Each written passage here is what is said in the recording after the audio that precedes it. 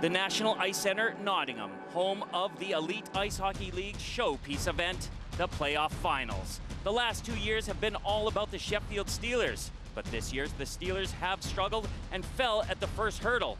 8 teams became 4. Now, only 2 teams remain. The Cardiff Devils, big, strong, and talented. The Devils have disposed of the playoff champions Sheffield and league champions Coventry to make it to the final. They may be underdogs, but Jared Adams' men are warriors, and they will never give up. The Belfast Giants, runners-up in the league, and Steve Thornton's men will see this as the perfect opportunity to silence those who think they handed Coventry the title. They have the firepower to blow any win away, but can they win on the big stage? 2 teams, 1 goal, to become the 2010 Elite Ice Hockey League playoff champions. Welcome to the National Ice Centre in Nottingham, where they're celebrating their 10th anniversary. And what better way to do it than with the Elite Ice Hockey League playoff final between the Cardiff Devils and the Belfast Giants. Hello folks, well, the allure of the most exciting weekend in the British ice hockey calendar has coaxed me out of retirement because it doesn't get any more exciting than this. After 56 league games, a home and away playoff series, and a semi-final each, these 2 teams will be battling it out to get their names on this illustrious trophy. I may have a little bit of rink rust, but the guys on the ice and the guys beside me, well, they're as sharp as ice skates. Guys, welcome to the show. Dave, first of all, I'm sure you're very disappointed that you guys can't defend the playoff trophy. Yeah, it's such a special weekend to be a part of, to be honest, Nick. And you know what, you can just see the energy and the emotions that go into it. And you know what, let's be honest, I mean, the team that wins this game today, no matter what, they crack their hockey bags open in midsummer, it's still going to smell like champagne. And you know what, there is no better feeling. I'm sure there'll be a few other smells in there too. But Doug, there's going to be 3 different trophies up for grab. You know, Nottingham have the Challenge Cup and Coventry have the league. Now we'll see one of these 2 teams getting their name on this trophy. 3 different trophies, 3 different teams. It's good for the league. I think it's great for the league. It shows parity throughout the league. It shows that the league is competitive top to bottom. And there wasn't just one dominant team this year. There were a number of teams who could have won trophies. And of course, the 3rd winner will be tonight. And of course, the big news coming from Scotland is that you guys won't be representing Scotland all by yourselves. Braehead into the league. Yeah, well, we joke occasionally that we're Scottish champions, and we'll have Braehead there as well. But it's going to be, it's good. It's good to expand the market. It's anytime you can add a major metropolitan area to the league, it's good for more sports fans, more youth development, and we're looking forward to playing them. And Dave, do you think you'll be looking forward going to north of the border a couple more times? Oh, well, you know what, I think it just shows that there's strength in the league. And, you know, it's better to add teams than take away teams. And if that's the way that the league's progressing, that's fabulous. Okay, well, it is a long road on the way to these finals. And here's Dave Sims with the wrap-up from the semifinals on Saturday.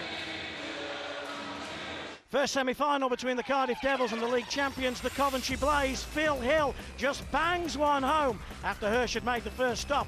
First blood to the Cardiff Devils, they led 1-0. Miller through traffic, he snaps one past Hirsch, and he was pretty excited about it as well. 2-0, and at this point, Coventry were in tatters. Cardiff all over them. They needed leadership, they needed inspiration, and there was the man that's led them all year. Another goal for Luke Fulgham, 2-1 at the end of the first period. But the Cardiff Devils go to the net, as Rick Strachan will tell you, better than anybody else, and Miller got his second. Miller got 2, well, hey, Phil Hill can get 2 as well. He made it 4-1. The fat lady had sung it was all over. Or was it? Fulgham snaps one 5-0 on Stevie Lyle, 4-2. This time last year, Brad Cruikshank was a playoff champion with the Sheffield Steelers. He whammed first-timer, absolute bullet past Lyle, 4-3. The building was electric. Chambers was happy. The Cardiff Devils were on the back foot for the first time, but then Latulip just gets right in front of Hirsch, gets in the paint. He shoots and scores. 5-3 for the Cardiff Devils. And then, with Coventry pulling the goal lead, the Cardiff Devils again 6-3. Max Brabia into an empty net. The last 2 seasons, the Cardiff Devils have gone out at the semi-final stage. Not this time, though. They beat the Coventry Blaze by 6-3. The evening game, this was the big one. And Jakobsen through traffic. St. Pierre couldn't see it. The only goal of the first period put the Belfast Giants 1-0 ahead. A scoreless second, only a couple of minutes to go when Nielsen sends a 150-foot pass to Galbraith. He buries it past Stephen Murphy. The NIC goes into raptures, and Galbraith, not for the first time, has given the Nottingham Panthers hope. It went to a penalty shootout. It went to the second round. Galbraith, who normally is so brilliant, was denied by Stephen Murphy. Jeff Swez, if he scores, the Giants are through. You don't see a better finish than that. Well, guys, you talk about marquee players, and Jeffrey Schwez, with him standing up and standing up to the plate there in the penalty shootout, it was incredible, wasn't it? Well, it sure was. He obviously tied the game. Had he missed that shot, it was all over. Their season was done. Not only that, but then he comes back and scores the game winner. So it was a star player making a star play, and obviously they're here because of it. Now, the league champions, the Coventry Blaze, had it tough against Cardiff, and going down so quick, and then coming back in the third period. I know both Rick Strachan and I had taken off a little bit earlier to get a bit of food because we thought that Coventry were dead and buried, but they did give a good show in the third. Oh, you know what? In games like these, you're not going to step off the gas because anything can happen. But I like the way that Cardiff approached the game after. They were very humble. Yeah, I thought Cardiff put on a good performance yesterday and good enough to win no matter what. But they were taking the angle. Well, you know what? We played an injured group, and Coventry was tired and this and that. So they weren't an arrogant bunch about what they had just accomplished. They kept a pretty subtle feel in the room, and I like that. I like that going into tonight. Doug, do you think that Cardiff have matured a lot over the last few seasons? You've seen them grow, and they've made it here before, and they just seem to have a little bit more this year, don't they? Well, I think Cardiff, one of the interesting things that people don't talk about is they've never missed the playoff weekend, which I think is a phenomenal accomplishment in and of itself. But I think you look at what this team's done, especially the last 2 months. They were stumbling there in late January, early February, and Jared Adams made a very gutsy decision to change the captain of the club to Mark Richardson from Bradvoff. And ever since then, that team has been on a mission, and they've really been pushing forward. And now they've got everything to play for. It's one-game season now. Okay, well, earlier on, Dave Sims caught up with the head coaches, and here's what they had to say. The morning of the biggest game of the year, the 2010 Elite League Finals. And hey, look who's joined me for breakfast. Cardiff Devils head coach Jared Adams and the top man with the Belfast Giants, Steve Thornton. And well, for you North American boys, this is it, isn't it? The final game of the year, the playoffs is everything, isn't it, Jay? I think it is in the way it's set up, especially back home. There's a 7-game series back home, and I think every kid growing up, you always dream of getting into that final game, that 7th game. And obviously, you always dream of scoring that goal and being on the winning team. So it's a very good experience for everybody involved. This weekend, though, Steve, is the big weekend. Fans from all the teams there, and it's just focused, isn't it, on these 3 games. 2 great games yesterday, and hopefully a great final today. Well, hopefully. I think it's probably one of the best weekends of hockey in Europe. I've played in a lot of places in Europe, and to get all the fans together in one rink, to get the atmosphere that we had yesterday, hopefully we can replicate that today and put on a good show for them. Gee, if we look at the seedings, you were the 4th seed and you knocked out the number 1 seed on Saturday afternoon. Have Cardiff almost overachieved? Are they happy just to be in the final, or is there a serious thought that, hey, we can go on and win this? No, I think there is a serious thought. I think, all the previous years that we've been here, it seems like we've almost been kind of happy just to get to the weekend, and then we bow out quite early. But, this year we're coming in, and we're expecting to win. And as for the seedings going in, I think Steve will agree the league has been very, very tight this year, and it's just anything can happen on the one game. We're very happy with our matchup in the final, and it's going to be a fast-paced game. So you've noticed a bit of a difference in your locker room coming into this playoff weekend than perhaps the 2 previous? A huge difference, and confidence is a funny thing. It can come and it can go, and it's very contagious. And right now, our dressing room's full of confidence. So. We're a happy group, and we're enjoying our hockey right now. On the flip side of that, the Belfast Giants, you're a powerhouse team. You've got a great team here. And it'd almost be sacrilege if Belfast didn't win a trophy with the team that you've got, Steve. Well, I mean, it's a high-pressure job, and expectations are high. Like, we want to win trophies, obviously, but I agree with Jared. I don't think the seedings mean anything in a one-off game like this. And the Devils were the team that eliminated us from the Challenge Cup that we were trying to defend this year in the semifinals. They got a great team. We're happy it's on a big ice. They're a real tough team to play in their own building. So I mean, that's one thing that we're happy, because they're a big bunch of guys. But we're just excited to be here. We had a real tough game yesterday, and our season went all the way to the last game of the year, where we were focused on the league. Where after their Challenge Cup finals against Nottingham, they knew that they weren't going to win the league, so they were focusing and building up for this. So it's going to be a battle. You two guys have scouted each other time and time again, so there's going to be no secrets over the breakfast table. But what's one thing you've got to do right this afternoon against Cardiff? Well, it's the same thing we talk about every game. We obviously want to do the little things well, and we want to stay out of the box. Yeah. And Jay, what do you have to do to stop Swez and his mates? I think eliminate them getting the puck, and that starts with the Belfast defense. I think they got the best defense core in the league. They got some good players back there, and they like to move the puck around. They're quite well at it. They like to use the middle of the ice. So I think like Steve said, with the big ice, I think angles and smart positional play is going to be key out of us. Well, the atmosphere here picking up, and I'm glad that we cut out of that pretty soon, because the breakfast was about to arrive, and it was an ugly scene with Dave Sims and bacon. But guys, let's talk about the role of a player coach and a coach. Doug, you're a player coach that played 10 minutes this season because of an injury, but how hard is it to be a player coach, especially under this pressure? Well, it's definitely difficult to make adjustments on the fly. I think a lot of it comes down to preparation and making sure that you're ready to go and your team is prepared before the game even starts, and they understand all the things that are going to be thrown at them. But it definitely, having the experience, that there is an advantage of being behind the bench and being able to witness it firsthand and not necessarily have to react off of what someone else does or tells you. Okay, well, now we can hear Rick's views on this game. There's Jared Adams, who's done a great job for the Cardiff Devils this year. What the Cardiff Devils do really well is they are led by Wes Jarvis, a high-scoring defenseman who leads from the back and scores huge goals for him.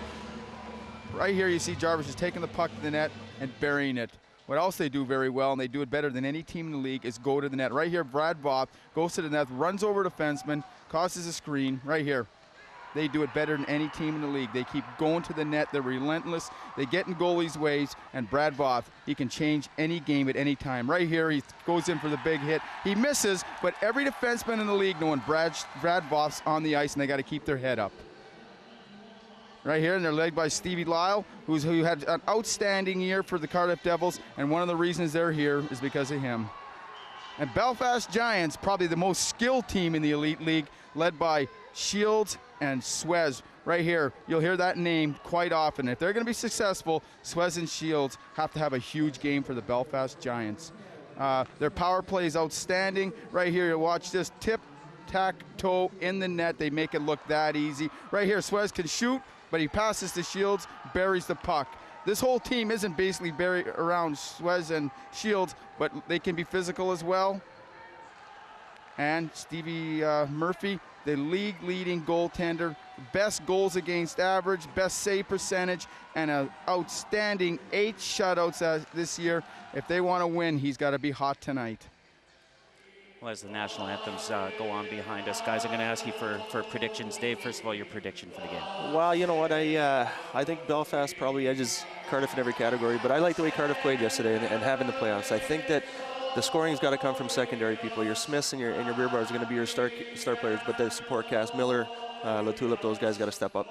And Doug, your prediction? I think Belfast has been the best team all year. They didn't obviously win the trophy, but they have the talent, and if they can stay out of the box and stay disciplined, they'll win. All right, folks, join us after the break for the first period of the Elite League playoff final between the Cardiff Devils and the Belfast Giants. Don't go anywhere.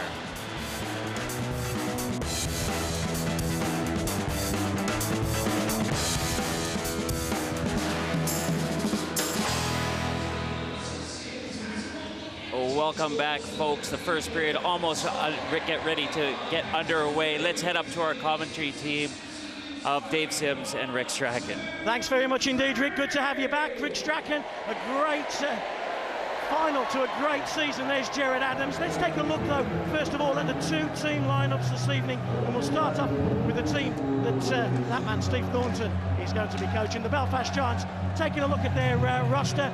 Defenseman Jakobsen is a man that's impressed us all year. Yeah, he's a great puck-moving defenseman. He's got great lateral movement. He rushes the puck out of the ice. He can carry it out of trouble, and he will put some numbers up.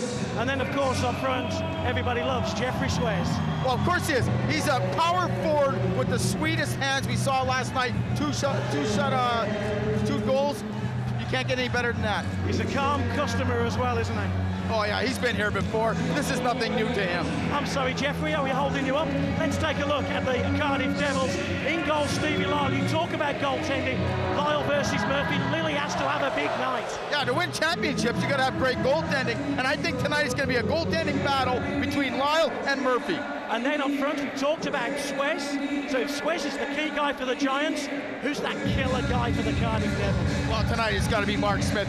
He's a great skater. He's the one-time MVP of the league. He's got to step it up, and he's got to be a star tonight. Well, folks, I'm sure you can just take in the atmosphere. Fans from all 8 Elite League teams. Nottingham, Cardiff, Edinburgh, Belfast, Sheffield, Hull, Coventry. They're all here. The man in charge is the most experienced referee in the league, Murray Hansen. And the player of the year, Colin Shields, in the face-off circle against Jay Tulip. And Rick Strachan right off the bat, both teams have started with their number 1 lines. Yeah, this looks like they're going to match up on my best line against your best line, and let's see what happens.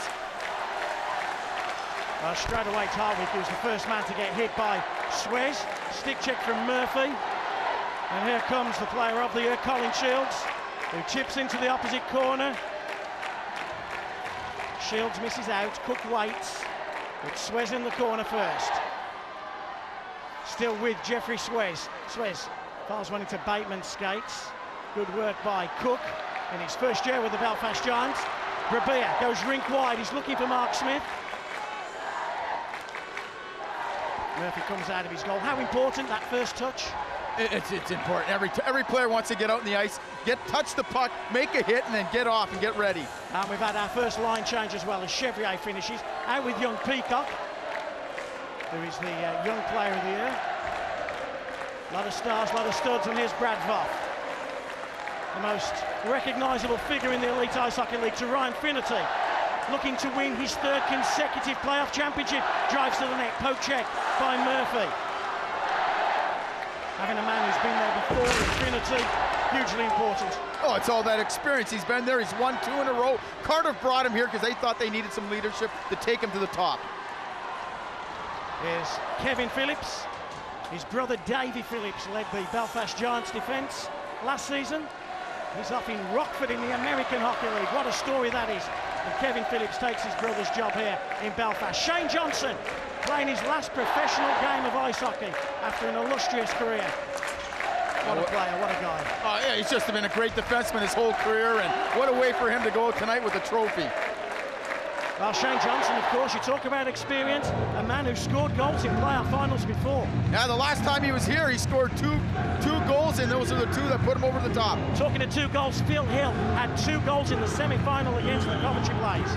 He's a power forward. He goes to the net. All the Cardiff Devils, what they do, all their forwards, they go to the net, they go to that dirty area. They're not afraid to get abused, and they bear down and they score goals. 3 playoff goals so far this season for Phil Hill. Here come the Cardiff Devils. If you're joining us for the first time, they're the team in red and black. If you're joining us for the first time, where have you been for the last 30 weeks? Johnson in a corner, he's out-muscled. The Devils will drive the net. And you'll hear Rick Strachan say time and time again that the Cardiff Devils go to the net better than any other team. Here's young Mac Toe in the battle with Georgia Wada. Is Georgia Wada retiring? We're hearing rumours. We'll see. Thornton, the player coach, gets run in the corner there by Phil Hill. Now Johnson hits the red line, tries to get it into that left-hand lane for Georgia Wada to hook onto. Shields comes with speed. Here it comes. Lets one go off the stick of Hartwick and goes into the crowd. Break in play. 2 minutes and 48 seconds gone in this first period. Colin Shields, how good is he for a British player to be player of the year and the league's leading goal and point scorer? Oh, it's just a credit to Colin Shields. He's gotten better and better every year, and the minute they gave him the seat, he took on that leadership role that seemed to put him over the top, and as soon as Swez got there, they just clicked. Face-off win for the Cardiff Devils.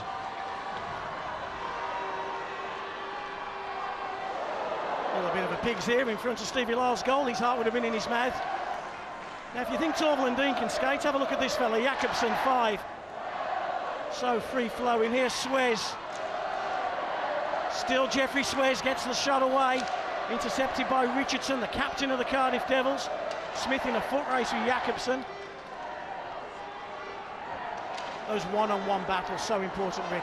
Yeah, it's the whole game of hockey's all one-on-one battles. You win more of your one-on-one battles, you're going to win the hockey game. Helmet comes off Richardson. He has to quickly come off the bench. Beer with quick hands, 2-1. Oh, the Tulip had the wrong option. Throws one at the net, Max Beer. Oh, Mark Smith was free on the right-hand side there, Rick. And the Tulip came back to Beer.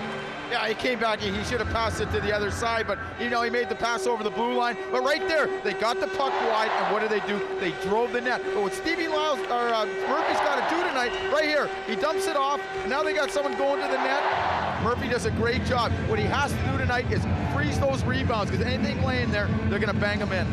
Chevrier versus Finnerty in the face-off circle. Paul Stanleyforth, the linesman. Our other linesman tonight, Andrew Dalton, who's recovered from his concussion after being hit by a stray punch from Scott Bassett. Cardiff Devils with Romfo. Interesting story about Romfo, Rick. Joins the Devils, gets fired halfway through the year, then the Devils have him back, and he's here in the playoff final. Yeah, just, you know, they decided that they didn't need him anymore, and then they got an injury before he left, and they said, will you come back? And he's done a great job. Intercepted by Voth. Voth over the blue line. 3-on-2. Miller cuts to the middle. Gets stood up by Shane Johnson. Important interception. Benedict to Chevrier. Takes a shot pad saved by Lyle. Gets that left leg out. Benedict's stop-start speed is immense, isn't it? Yeah, we were just talking to Dave Massos before the game and how well he played last night. He was probably the best player on the ice. Cook makes a nice pass through for Thornton. Jarvis just have a little trip there, wasn't called. Here come the Devils. Spin it out to the right-hand side. Good interception, a wider. Stands up to the hit of Richardson. No team really taking control yet, but here's the Cardiff Devils with a scoring chance. Instead, they chip it into the corner. Jakobsen does good work. Cook goes after Tyler Michelle. And a foot race for Graham Walton in only his first shift of the game. Walton rims, doesn't clear. Chance for Michelle, gets the shot away just to the left-hand side of Stephen Murphy. Awada comes back, puts his team into a little bit of a problem. Jakobsen goes rink wide to Graham Walton. He'll hit the red line and just hammer in. The Belfast Giants go for a change. Yeah, the Cardiff Devils right now are doing a great job of not letting Belfast carry the puck in and then getting the puck in deep and cycling it on them. Tulip takes a shot, there's a loose puck. Who's there first? It's Kevin Phillips. Big shot came in from Jay Tulip, the American. Now it's Jeffrey Swez, hits the blue line, top of the circle, takes a shot. Romfo got in the way of it, never got through to Stevie Lyle. Chance again for Swez, hits the post, Jeffrey Swez on the backhand. He's so big, he's so strong, if he wants to come out of a corner, there's just nothing you can do about it, is there? No, it's all body position. He's a big, strong guy with soft hands, and he just uses his body to lean on you, and he works his way out front, and just a great backhand shot that went off the post. Jeffrey Swez looks like he's come to play today. Well, he came here to get himself a championship trophy, and you know, if they want to get one tonight, he's got to be his best. Brandon Benedict tries to find Chevrier. They miss him out. Icing will be called by Andrew Dalton. And we look at the clock. 13 minutes and 43 seconds remain in this first period. It's scoreless. It's the playoff final between the Belfast Giants and the Cardiff Devils. Belfast overcoming Coventry 6-3. Here's that chance to get Latulip. Yeah, Latulip's just a long shot. Murphy doesn't know where it is. It's gone through it. Lucky for Kevin Phillips, he got that back there first. Right here. Murphy just loses it. Yeah, he loses it, and you know what any good defenseman does? He goes back hard, wins the race to the net, and clears away that rebound. Murphy covers up, as I say, Belfast 6-3 over Coventry. Cardiff 6-3 over Coventry. Belfast over the Nottingham Panthers. A little bit of afters, just had a shot there. Ryan Finnerty and Timothy Cook. Here's that chance for Swez. Yeah, right there. He just walks out. He puts the puck on his back pocket, walks right out front, and a hard backhand shot that handcuffs Lyle and it hits the goalpost. Well, there's one elite league coach, Steve Thornton, who wants to see more. Well, let's see Finnerty. Oh, well played, Shane Johnson. And then Cook comes in on Miller. There's a little bit of afters with Ryan Finnerty. I think Miller's saying that it was Johnson that covered up. Yeah, he's right there. He's going, hey, listen, the defenseman put his hand on in the crease, and if you cover the puck up in the crease, it's a penalty shot. Great play by Johnson, blocking it, and then Murphy just digging the puck out from underneath them and smothering it. Let's just see that again.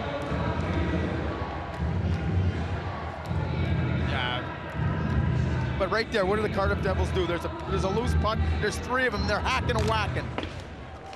Nobody hacks and whacks better than Ryan Finnerty. And here he is, Finnerty and Chevrier. Finnerty puts the brakes on, comes the other side, looks to support. Miller is that support. Miller backhand shovel. Comes off Murphy. Can Finnerty get there? Takes the shot, just rebounds wide. And Chevrier will... Oh, Chevrier should chip off the boards. He doesn't. Finnerty's persistence gets it back. Here comes Voff. Miller and Voff. Finnerty shoots. Oh, it goes over the crossbar. Miller was behind the goal. He was in the goal. Great chance for the Cardiff Devils. Oh, this line plays playoff hockey so well, doesn't it? No, they're big and they're strong, and what they do is they protect the puck so well. Then they get it to the net, and then you just keep whacking and hacking. Message to all the kids, go to the net, drive to the net, good things happen. You can't score goals unless you go to the net. Oh, it's a good first period. Here's Jakobsen. Suez just makes a break on the Thornton, takes a shot, pad save. Harwood takes it into the corner.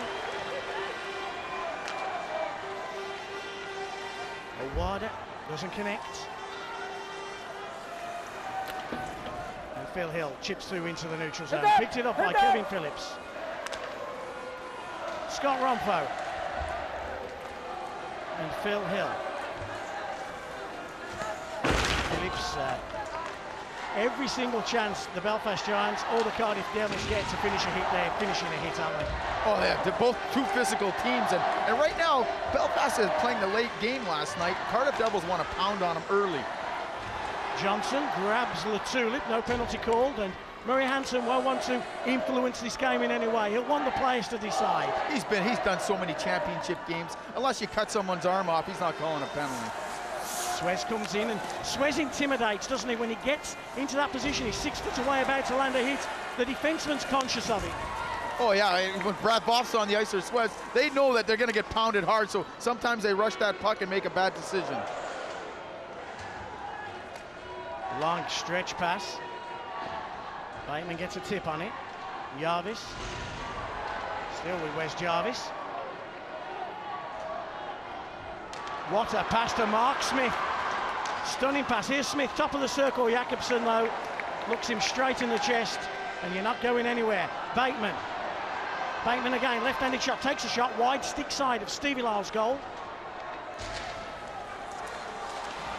Chevrier goes fishing on the boards. Jarvis in a battle. Chevrier wins it. Finnerty gets taken down. Still Chevrier. Benedict goes to the net. Miller. Again, nice pass looking for Voff. Voff puts Jakobsen under pressure, but Jakobsen just skates so well. Benedict helps it on its way, but not past Hartwig. To Cook. There goes Thornton.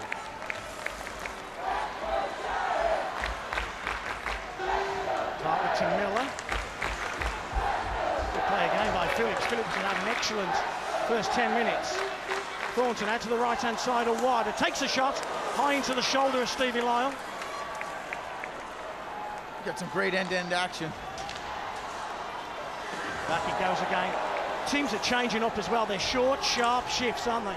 Yeah, right now at this time of year, and especially both teams playing yesterday, 30, 40 seconds, get out there, make a hit, make a play, get off the ice, and keep fresh guys always on. Shot through the paint of Stephen Murphy's goal. Rebounds all the way round, collected by Wes Jarvis. Goes to the captain, Richardson. Jarvis to Phil Hill. On his own, needs some support. Toe joins him, but Bateman intercepts.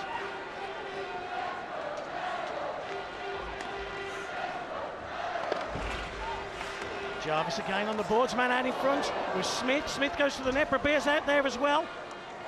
Smith, back to Jarvis. Jarvis with time, takes a shot, traffic. Phillips was there. Look at the Devils go to the net. Great work by Walsh on Beer. Beer was just loitering, and Walsh just took him straight off his feet. Yeah, Cardiff, what they're doing is Belfast are collapsing, and they're throwing the puck to the point, and then they're just laying on the net and then throwing all the traffic in front of Murphy, hoping to get a rebound or a screen. We'll take a look at that in a moment. Wrist shot there from Smith. Great stop by Stephen Murphy. Great reactionary goalie, Stephen Murphy, and he had to be on his best then. Yeah, he's a small goalie, and what Cardiff want to do is get in front of him, but right there, all he does is he stood up, saw the puck, and then fell right on top of it. Johnson in a foot race with Finnerty. Finnerty, good work to Brad Voff. And the Voffmeister does what he wants out there. 6'4", 6'5", long flowing locks, and a killer. He's a big man who skates very well, and he generates a lot of speed and it crushes you. Here's Peacock from a distance. On this big ice can Brad Voth. There is young Peacock, who's had an outstanding first season, a rookie season last year in Peterborough. He was the goal scorer, the secondary scoring that the Giants needed. Here we go. Smith there, just a quick wrist shot, and then they get the cycle going. A great save by Murphy doing the splits. Just quickly back on Peacock. I know we're seeing, well, there's that Voth chance again. There's Finnerty. Well, Peacock has brought the Giants that secondary British scoring after Shields that they haven't had before. No, he's, they've had Shields, and they brought this new kid in who scored 20 goals, and they showed the confidence last night that they had in him, taking the first penalty shot. Matt Toe, third year with the Cardiff Devils. Chips down to Murphy's goal. Phillips gets there first, makes a nice play as well to Awada. Misses Thornton out and goes to Graham Walton. Walton chips into the corner for his player coach to go and chase, but didn't get there at first. Richardson couldn't quite clear, does at the second attempt. Nice play by Hill. 3-on-2 if they play it well. It's Jarvis, takes the shot, save on the blocker's side as Walton finishes his hit. End to end. Yeah, did you see that hit that Bateman laid on Toe? Oh, God, that was hard. Another big hit comes in, this time from Phil Hill on Johnson, and Hill thinks he's got a high stick, and he has, and the first penalty of the night is against the Belfast Giants. Murray Hansen makes the call, a high-sticking minor against Shane Johnson. The Cardiff Devils about to go on the power play. Last night their power play was outstanding, scoring 2 or 3 goals on the power play, and was the difference in the game. But it's definitely a penalty. Shane Johnson's got his stick up high, and he catches Phil Hill right in the mouth. Well, I had breakfast with Murray Hansen this morning, and Murray was telling me he didn't want to call too many penalties. He hoped it'd be a free-flowing game, and he hoped he wouldn't have to make the decisions that cost either team a championship. Yeah, no ref wants to call a penalty that that's going to decide a game, and right now, he's done a great job in that one. Of course, he hit the guy in the mouth. You got to call the penalty. Power play time for the Cardiff Devils. Richardson. It's a big Max Brabia. Look at Voth where he is right out in front. There's a shadow in front of Stephen Murphy. Voth stands in front of Murphy, and trust me folks, no one's moving him. We saw in your little clip earlier, just that net presence that Voth has is so important on the power play. Well, especially on the power play, you got an extra guy, and you got to have that net presence, because the goalies are so good right now that they'll stop if they see it. So you're going to shoot the puck from the point. You got to have a big body in front of the net. Here comes Smith. Poor play, doesn't get it in deep. And now Swez comes one-on-one with Jarvis. Swez short-handed. Oh, good work by Wes Jarvis. As a defenseman, you'll appreciate that, Rick. That was just a great play. He just kept his feet moving, didn't look down at the puck, and just took the body. 60 seconds remain in the power play for the Cardiff Devils, the first power play of this 2010 Elite Ice Hockey League playoff final here at the NIC. Whistle blows. The Tulip, the American, has a word with the linesman. I think he was too happy about that. Great play by Jarvis. There's Jared Adams, looking for his first real trophy, he told me over breakfast this morning. Yeah, coaches want playoff trophies, and he's done a great job with the Cardiff Devils, and he made a huge, tough decision taking the C away from Bob, and it changed his whole season around. Over a piece of toast, I looked at G this morning, I said, you won as a coach, G. And he went 2007 Knockout Cup, so no, I haven't. He's looking for one of the proper ones, the league or the playoffs. Here's Phil Hill. Jayla Tulip, 35 seconds on the power play. Miller goes in front this time on the second unit. But excellent work by Walsh, doesn't let the puck get through to Murphy. Chips all the way down, get another change. 20 seconds on the power play. Good kill so far from Belfast. Yeah, Belfast has done a great job. And what they've done, they've kept Cardiff to the outside, made him shoot from far out. And right there, what Welsh does is he steps in front of the guy screening the goalie, blocks it, and then shoots it down the ice. Finnerty on the right-hand side. Puck comes out to Brabia. Brabia, one-timer from Ronco, gets rebound. Beer again tries to just backhand one out to Finity. Power play's over. We are back 5 on 5. 5 Cardiff Devils skaters, 5 Belfast Giants skaters as Jakobsen finishes on Miller. Jakobsen again. Nice play. Out to Chevrier. He buys his team a little bit of time by just chipping down, line change. The Devils come with Miller leading the charge. Hartwick with the pass out to Matto. Shane Johnson. And Colin Shields with quick hands. But Bateman just couldn't pick up on that pass. Richardson round the boards. 5 minutes remain in this first period. An even first period. Nothing to choose. Tyler Michelle holds onto the puck. Throws one at the net. Intercepted by Walsh. Michelle again. Had a great second half of the season.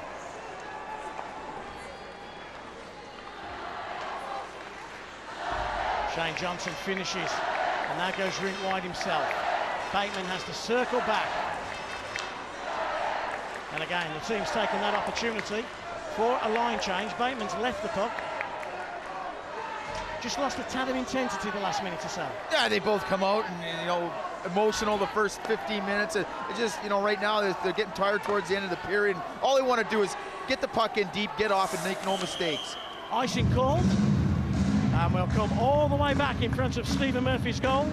Jared Adams, his thoughts on what, the first 15 minutes? He's going to be extremely happy. What he's doing is they're controlling the tempo of the game. What they have to do is take away the speed of the Belfast Giants, and they've done that. And what Belfast hasn't been able to do is cycle the puck and create scoring chances. They've done a good job of holding the blue line and forcing Belfast to dump it in, and then their defensemen are first to the puck, and they're getting it right out of their zone. Steve Thornton, and a busy first period, of course. He's the player coach of the Belfast Giants. Jared Adams, the coach of the Cardiff Devils. Jakobsen, 4 minutes. Will count you down. There's Chevrier. Jakobsen again, and what are Cardiff doing well there? Jakobsen's got no options, has he? Oh, what they're doing is it's just they're controlling the gap, and they're not letting Belfast players get open in the neutral zone, and Jakobsen has nobody to pass to but to turn back, and he doesn't want to give the puck away. He does a smart thing by not giving it away, but eventually there's a turnover, and right now here's the turnover they're looking for, and away they come. Voth again leading the charge. There's a penalty coming in, and it's a penalty against the Cardiff Devils. Murray Hansen has called the big fella. Oh, it's Miller, who comes to the penalty box, and Hansen saw something, I think, as the Cardiff Devils player Miller left the ice and went to his bench. Yeah, something happened as Miller was making a change, and if that's the case, that's a silly penalty. You know, it's a championship game. You got to suck it up. You can't take. Yeah, just hold him there. Yeah. Well, Murray Hansen's called it as a roughing minor. So a roughing minor. Power play time.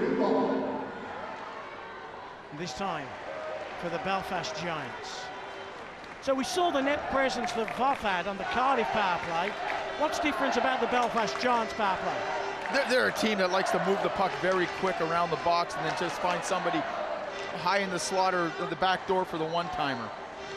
We see Shields, Colin Shields, move to the blue line, to move to the point on the power play. He's a forward, but he plays defense on the power play. Rick will tell us why in a second. Shields to Schwez. And here is big Jeffrey Schwez. Cuts to the middle, fast through traffic, hits the leg of Jarvis. Jakobsen collects. 45 seconds already expired on this first power play of the night for the Belfast Giants. Thornton, crafty, sneaky. Jakobsen against Thornton. Shields is free, goes to Swez instead. Now they'll try and pass the puck around. Look for that spare play. Remember, 5 white shirts of Belfast. Here's Jakobsen, fires one. Lyle's got it. Lyle's lost it. Puck comes out to Shields, who tried to bang one off the shoulder of Stevie Lyle. Just explain that. We see Colin Shields forward of the year. We see the best British forward there is, but he's playing defence on the power play. Explain. A lot of coaches like to use an extra forward on the power play right now. He's a very offensive player. You know, they're gonna stack up one unit. They're gonna use him. He has an outstanding shot, and they're gonna use him for the one-timer because he does it better than the defenseman. That melee in front, and you saw that shot rebounding off Stevie Lyle in goal for the Cardiff Devils. 40 seconds remain on this power play. Walsh picks the puck up. Behind the goal of Stephen Murphy. Walsh finds Cook. Cook loses it and he skates. Smith comes with speed. 25 seconds now on the power play. Peacock tried to find a wider. And Cardiff are having a fairly simple job of killing this first Belfast Giants power play. Walsh again. 8 seconds. Shields, last chance. Down the right-hand side, looks for some options. Hartwick is big and strong and smothers that puck as the Cardiff Devils come back to full strength. Miller out of the box and collects, hits the red line. He's got some support to his right, but Swez is all over him. Swez finishes on Miller and gets the puck back to Walsh. That's what power forwards do. He just back checked, put his head down, came hard up the ice, and then just crushed him in the end boards. And then face washes young Matzo as well.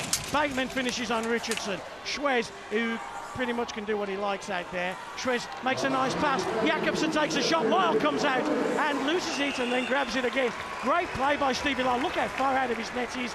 He saw the shot coming and was like a flash.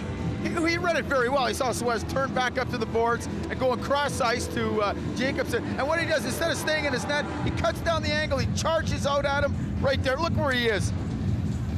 Great save, great presence. Into the final minutes of this first period of the 2010 Elite Ice Hockey League playoff final. It's still scoreless. Both teams have had their chances. Yeah, both teams have, have had some great scoring chances. I think Cardiff were just a little bit better that period. Revere goes rink wide to Smith.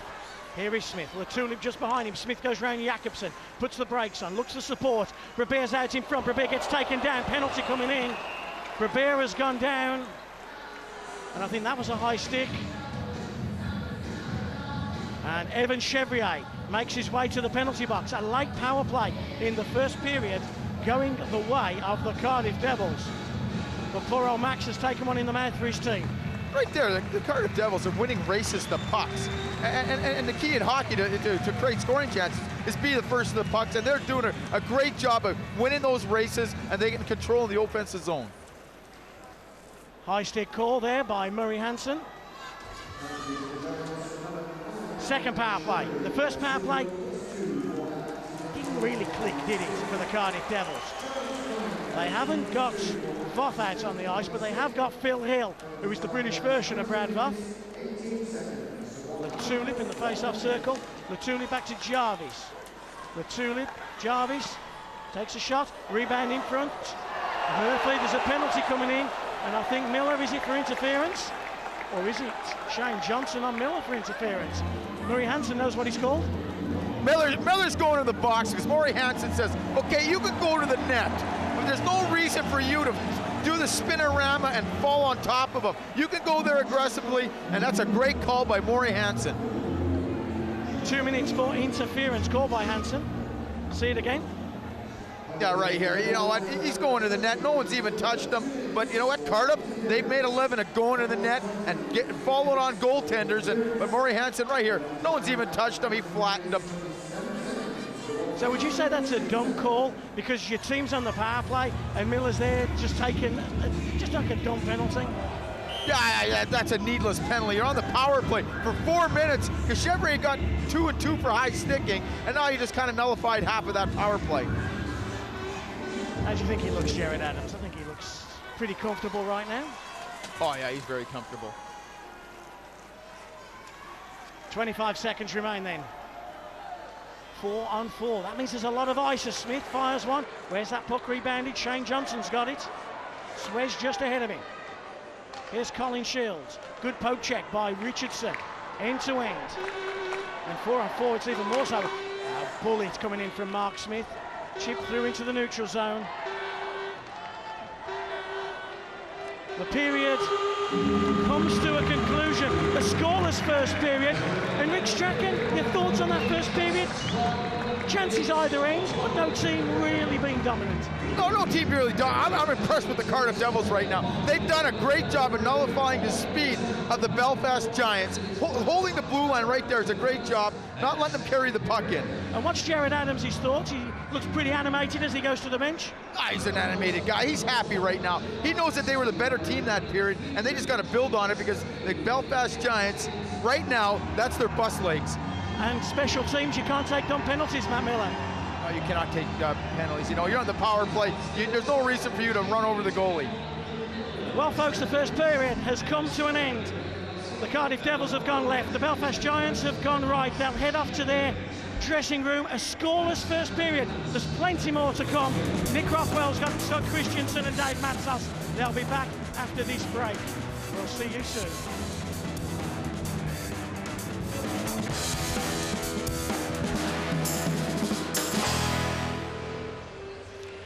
Welcome back to the National Ice Centre here in Nottingham, where after the first period, it's Belfast zip, Cardiff zip.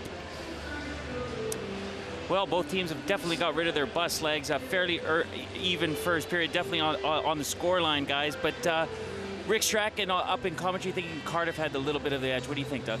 Well, I thought Cardiff played a very good period. I actually thought both teams played fairly simple and didn't turn the puck over very often, which I think was a real key. I thought overall Cardiff had probably the better of the chances, but nonetheless it was back and forth, which is exactly what you want to see. Belfast coming out and Cardiff keeping their offensive prowess to the outside, really. Yeah, you know what? It was to the outside, and that's the thing is Stevie Lyle's going to stop everything that comes in from the outside. Now, Cardiff, on the other hand, I thought when they got pucks to the net, they had 3 guys crashing. It's not just a Brad Both presence. I mean, they had guys crashing, and we're sitting down close to the Belfast net. It looked like it was chaos, and you know, they're going to grease one out. This is something that a lot of people talk about the Cardiff Devils, is that they drive the puck to the net probably better than any other team in the league. Well, they really do. They've got a lot of guys who can shoot the puck, but they got a lot of guys, and Jared Adams has done a very good job of making the guys buy into it. You score goals by going to the net, whether it's a deflection or rebound. Crazy things happen, especially the big bodies that they have with Phil Hill and Brad Voth and gritty players like Ryan Finnerty. They're going to have their skill players get perimeter chances just because of those guys going to the net, and I think they definitely stuck to the game plan. They had a very, very good period, but nonetheless, they don't have anything to show for it, and there's a long way to go now. Well, of course, it is 0-0, and Steve Thornton would be happy to have weathered that storm. Yeah, I have to agree with you there, Nick. I mean, it's an intense game, and there's a lot of emotions going into the game and before the game. I'm sure everybody went to bed last night with some nerves, you know, waking up this morning. So maybe get a feel for each other the first period. I expect to see a different Belfast team in the second, to be honest. Okay. Well, Neil Chiplin caught up with Jared Adams ringside a few minutes ago. Coach Jared Adams, your thoughts on the first period? I thought it's kind of what we expected. I thought both teams had some good chances. We got to close down a little bit more on them. They seem to be making some stretch passes up the ice towards our defensemen. So once we close that down, I think we'll be fine. And, you know, discipline's got us here, so we got to be a little bit smarter on the penalty front. Do you think playing the first game yesterday is some advantage for you? No, this whole format's kind of screwed up in the hockey world, where it's just kind of a one game off. So it's just emotion and energy and just controlling those in the right areas. Thanks, Coach. Thank you. Well, Coach Jared Adams still with a bit of a smile on his face. Again, we said before the game he was walking around like a grin like a Cheshire cat, and right now, again, a guy who's looking pretty happy. I think he's, like I said before, I think they're pretty humble. You know, I mean, they did a great job to get to this far in this tournament, and I think it's period by period by them, but they're not going to come out and say that they thought they had the better of them. They're just a humble bunch. I like the way they go about their business right now. Right, but the Belfast Giants, we know, Doug, they've got so many marquee guys, and of course Schwez, he can step up to the plate anytime and score a goal at a big time. Well, I can tell you one thing. We talked about before the game discipline, and Cardiff took the 2 bad penalties that period. They had a 4-minute power play that they took themselves off. They had another one with Miller in front of the penalty box. You know, if they continue to take penalties, Belfast is going to hurt them because of the star players that we talked about, Swedge, Shields, you know, it's a packed environment. There's a lot of people here. It's loud. There's a lot of emotion. But exactly like Jared Adams spoke about there, you have to channel it in a positive manner. And that period, although Cardiff was better, they definitely took the 2 penalties that really did hurt them. Well, that penalty just at the end, you're on the power play, and of course you drive to the net. But Could Miller have stepped out of the way? Oh, I think so. I mean, we talk about them driving the net, but I think that was excessive, especially on the power play. And, you know, you can't put your team at risk like Debbie said. And hey, Maury Hansen, the ref, an ex-goalie, he's not going to let anything like that go, is he? No chance. Okay, but we talk again about momentum now, and then, you know, Cardiff have a chance on the power play, something like that happens, and then you're stepping into the period where you did have an advantage, and now, you know, again, momentum switches. You talk about special teams and how important it is. Well, we did talk about that, and I think the one thing that Jared Adams now has to be able to say to his players is, guys, you put yourself in a great position, but if you guys continue to do the things and stay out of the box, you guys are going to have an opportunity to win a championship. But it also gives them a talking point this period to rechannel, refocus, and I think everybody, hopefully it's a good lesson because it takes them off the power play, but it doesn't put them on the kill. And hopefully if they can keep going to the net, they're going to have opportunities on the power play here in a couple minutes. What about that dynamics of the Voth line for Cardiff with Finnerty and Miller? Yeah, they're just, you know what, they're all over the puck. They're cycling, they're playing the body. It seemed like they were first to everything in the offensive zone, and you know what, they're doing their part defensively as well. I mean, I thought they had a great shift. I mean, we talked about secondary being the importance in this game, and I think that line could make the difference. Okay, well, a guy who's always in the headlines is Cardiff's Brad Voth. And before the game, I caught up with him, and here's what he had to say.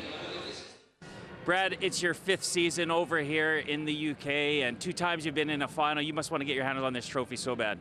Absolutely. It's, like you said, you know, 5th year here, and every year we've wanted to win it. And, you know, we got the team, like we did last couple of years, to do it this year. You know, we've got some really good players, and we got the guys that give what it takes to win it.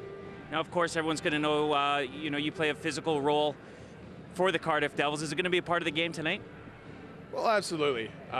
You know, I think they've got some really good D-men out there, and they're really fast, so we got to get on the body a little bit, but I got to be smart out there. You know, like we were saying before, a little bit of a marked man out there, and you know, I got to be smart, stay out of the box, but we need everybody hitting and, you know, playing really smart. Because playing physical is such a big part of the game, and especially against a team like the Belfast Giants, who are just so good offensively.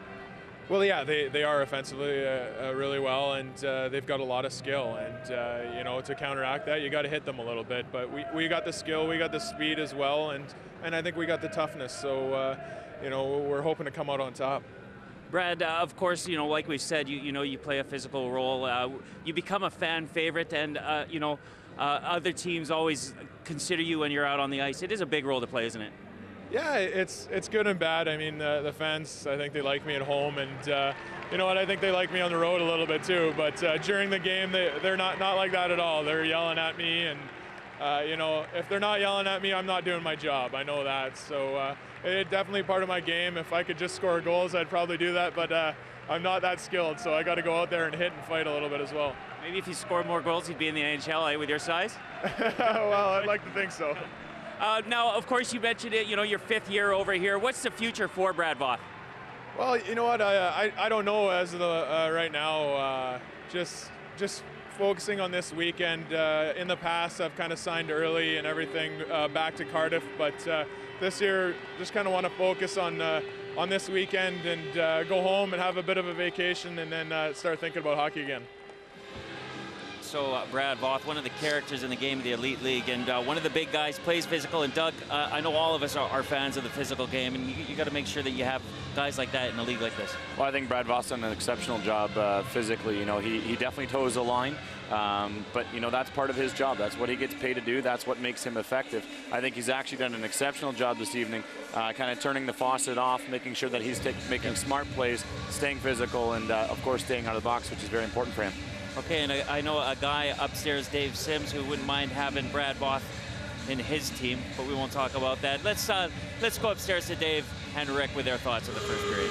I'll tell you what, Nick, I think there's 8 Elite League coaches that would like Brad Voth on their side. One thing we disagree with Jared Adams in his little interview he just did there was that the Cardiff Devils did have that first semi-final, and Rick Strachan, you thought Belfast may be a little tight in that first period. they didn't really get going, and you expect more of them in the second session. Oh, it's definitely an advantage to play the first game. You get 5 hours to, extra to turn around, recharge, and get ready. I think the Belfast Giants came out there a little slow, a little lethargic. I think this period, you will see the real Belfast Giants emerge. We talk about Brad Voth. We also talk about Jeffrey Swez, and he was the outstanding player in that first period. He just did what he wanted out there. If he wants the puck in the corner, he goes and gets it. Yeah, he's a big, strong, physical player, and they got to feed off them. Belfast has got to get their cycle going in their forecheck, and it just doesn't. It didn't really happen in that first period. You talk about the Cardiff Devils going to the net, and we've talked to the guys earlier. They say that it's not just Voth, is it? It's Phil Hill, it's Matt Miller, it's the whole team. It's everybody. Every one of their players will go to the net. They will pay the price to score a goal, and that's why they're so successful. Are you surprised it's still a scoreless first period? No, I'm not. The first periods are usually, a game of chess, and right now I think they open it up, both teams, a little bit, but I think there's a lot more to happen. Cardiff Devils are back on the ice, Nick. All yours. Thanks a lot, gents. Well, we talk about the first period now. It's done, it's dusted. Let's move on to the second period, get the guys settled in, and imagine, Dave, the coaches would have been saying, same as in the first period, go out there, don't make mistakes, get a hit, good pass, get into the game. Absolutely, and you know what, I think this is where we talk about the coach being on the bench, having the advantage. As they were saying upstairs, it's a game of chess, and it is, but when you're on the bench, and Dougie, you probably know better than anybody, when you're on the bench, you see that game of chess better. Yep. There is no rest period. You don't need to be rested. You can observe and change the game if you need to in the middle of a period if you have to do that. But Doug, Steve Thornton does have the help of Rob Stewart, who's an experienced guy out there, and he is a set of eyes that helps Steve Thornton out, isn't he? Well, absolutely. I mean, you have to rely and trust the people who are around you, and you have to be able to lean on them and see what they see. But the one advantage to being behind the bench is the fact that it's not just schematically, it's the fact that you can pull players aside and just say, hey, we need to do this a little bit better. We need to focus on face-offs or make a small adjustment. And I think from my standpoint, it's definitely an advantage, but I think both coaches have come into this game very well prepared and ready to obviously put it all on the table. So now it's look at the marquee guys to step up at the plate, and we've talked about them now, but now that the guys have got their legs, they're into this game, you're going to be looking at the marquee guys to step up to the plate. Oh, I agree with you on that. And like I said, I think Belfast is going to come out a different side. I think they have a lot more to offer than what they did that period, and they came out level playing field. Right? See what happens. All right, folks, well, the second period is just about to get underway. Let's head up to our commentary teams of Rick Strachan and Dave Sims. Thanks very much, Nick. Good comments there from Doug and Dave, and interesting points that they make. And it's one we're always going to talk about, isn't it? The player coach versus the regular head coach. The head coach wins hands down every time. He can concentrate 100% on the hockey game. If you're a player coach, it's 50% playing, 50% coaching. And does it matter how good your assistant coach is, like a Rob Stewart, how experienced he is? The reality is, at the end of the day, he ain't the coach. No, it is, but you know what? Get this far, you have to have trust in your assistant coach, and Rob Stewart's done a great job. Well, there's a linesman, a referee, Dean Smith, who was enjoying his Mars bar. His season was over. There's Jared Adams. He's smiling. He is a bit more relaxed this weekend, isn't he? Yeah, he is. He's got to be happy the way his teams are playing. And you know what? Players feed off the emotions of the coach. If he's relaxed, they're going to go out there, play relaxed, and play confident. There was question marks over the future of Jared Adams 4, 6, 8 weeks ago. Cardiff would be crazy to get rid of him, wouldn't they? He does such a good job for them, and he gets them here every year, and that's all you got to ask. I said that nice and loud. The general manager of the Cardiff Devils, Shannon Oakes, about 15 feet to our left in commentary position. We are 4-on-4, remember? That 2-on-2 high stick penalty against Evan Chevrier. A 4-minute power play for the Giants, but then 2 minutes of that has been cancelled out by Miller's interference call on Murphy. So 4 skaters. I say more ice. There is more ice. Only 8 skaters on this big pad here at the NIC. And as Nick said at the start, 10 years this building's been going now. The home team of the Panthers is Jakobsen. Cuts to the middle, chance, scoring chance. Off the outside of the post as well by Jakobsen. As far as Cook. Jakobsen still finds himself behind the goal of Lyle. Ronfo, out-muscle Swez. We won't say that too much. Rabir with speed. He was the guy who was on the back end of that 2-on-2, and then Benedict falls over. And Benedict falling over meant that Swez was just offside. Benedict was away. A glorious opportunity for a 2-on-1 from the red line in, and for whatever reason, Benedict just tripped, and right here, he's gone. Falls down, but he gets right back up. He you're a young player, that's what you do. If you fall down, you just jump right back up and you keep going. Unfortunately, one of his line mates went offside.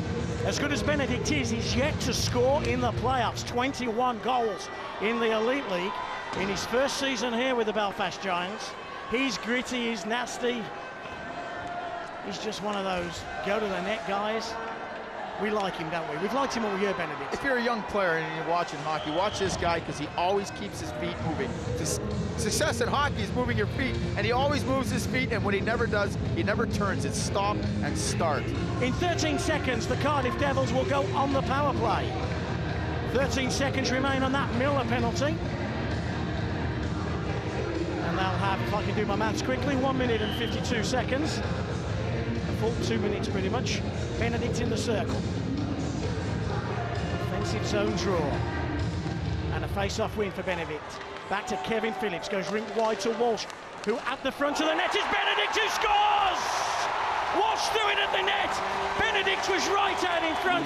He was left all alone. He had agoraphobia, and the Belfast Giants shoot and score. Was it Walsh that we credited with it, or did Benedict get a touch? Certainly Benedict just got right in front of Stevie Lyle. First strike to the Belfast Giants.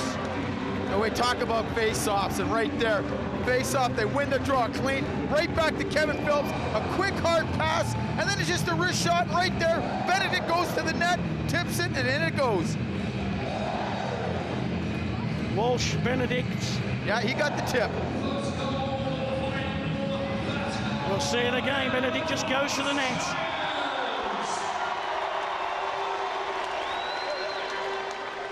A 4-on-4 goal, and now it's power play time. Miller is back onto the ice. The Belfast Giants take the lead 1-0, but the Cardiff Devils on the power play. We talked about Benedict not scoring in the playoffs. He has now. He's picked the right moment. Well, yeah, you just cursed them right there. He said he hadn't scored, and they dropped the puck, and he tipped it in. But if you're going to score a goal, well, you might as well do it in the final. Well, it might be the first playoff goal. It's the 22nd of the Elite League year for Brandon Benedict. And all of a sudden, the Belfast Giants, they got their feathers up, haven't they? Cardiff, though, have a great opportunity to come right back with Smith, who fires one into Murphy. Smith again, power play time for the Cardiff Devils, another 80 seconds of it. Richardson throws one at the net, can't get it past Shields. Smith wants it, one-timer from Smith, whistles back off the boards and Cook into the corner. Cook finishes then on Max Brabia. Voth takes the hit, this time off Jakobsen. Brabia, backhand pass to Richardson. Cardiff trying to cut that pass off across the blue line to Smith, aren't they? Well, yeah, they're doing a great job. They don't want the puck to go across for the one-timer because they know if it gets there, there's the big one-timer from Smith with Voth and Brabir standing in front of the net. 46 seconds remain on the power play. Both teams take the advantage of a line change. Smith has stayed out there, so has Voth, but Finnerty has replaced Brabir. Here's Phil Hill, shoots it into Shane Johnson. Chance for a second shot, this time from Finnerty. Johnson couldn't bat it out of the air. 25 seconds on the power play. Here comes Suez, just knocks it out of the air and then down behind the goal of Stevie Lyle. Benedict's goal separates these teams. 1-0, the Belfast Giants lead. Jarvis. To Joe Latulip. Still with Latulip. Sets up, misses Miller out. Belfast full strength now. Chevrier's back after his 4-minute high stick in minor. Miller. Hill is right out, planted in front. Still with Miller. Walks round Walsh. Johnson comes across.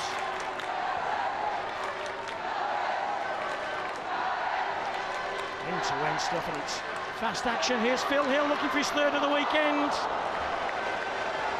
Miller trips Johnson, no penalty called. Johnson battles in a corner with Phil Hill. Former teammates when with the Sheffield Steelers. Here's Hill.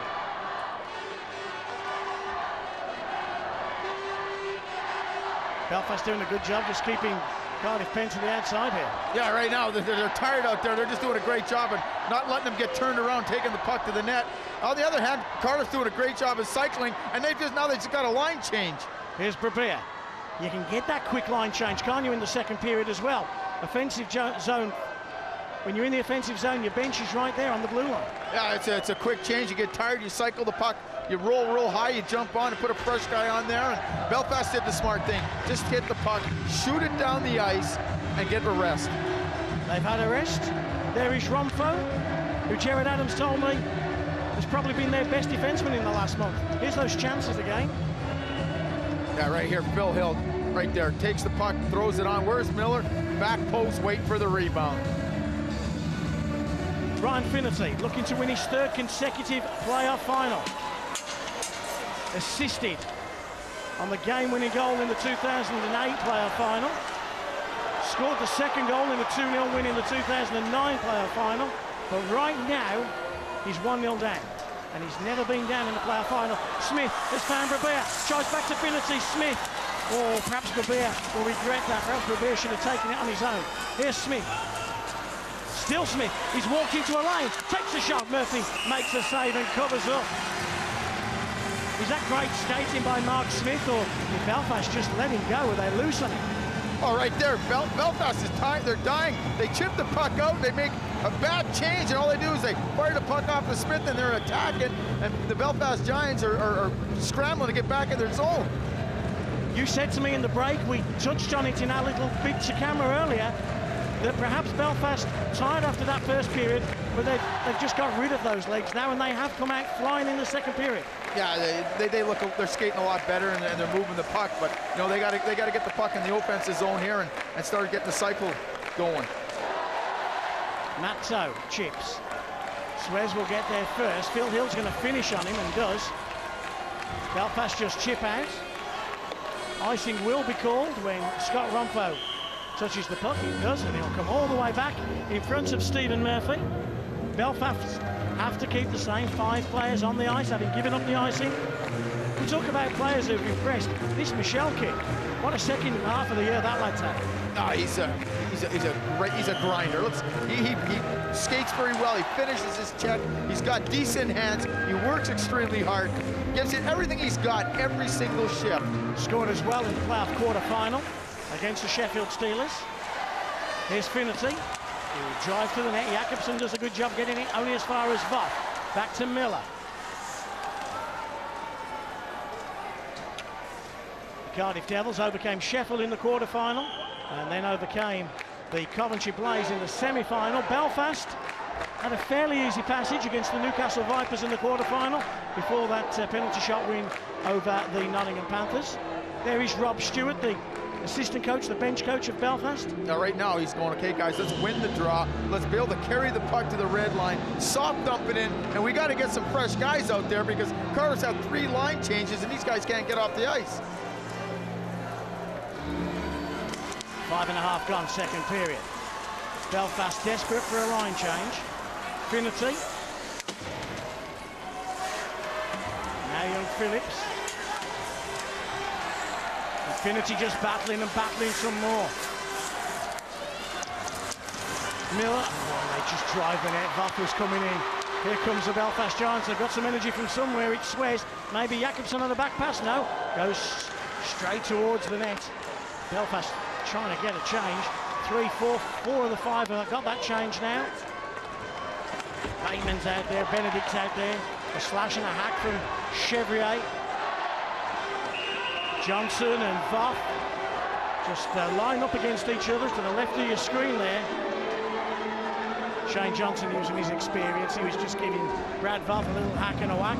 Oh yeah, it's a great job by Finnerty down there. You know, 2 guys just packing and whacking, and he wasn't going to let that puck go. He wanted the face-off to get some fresh guys out there, and that's what it takes if you want to win a championship. Interesting piece with Brad Voth and Nick Rothwell in our period break.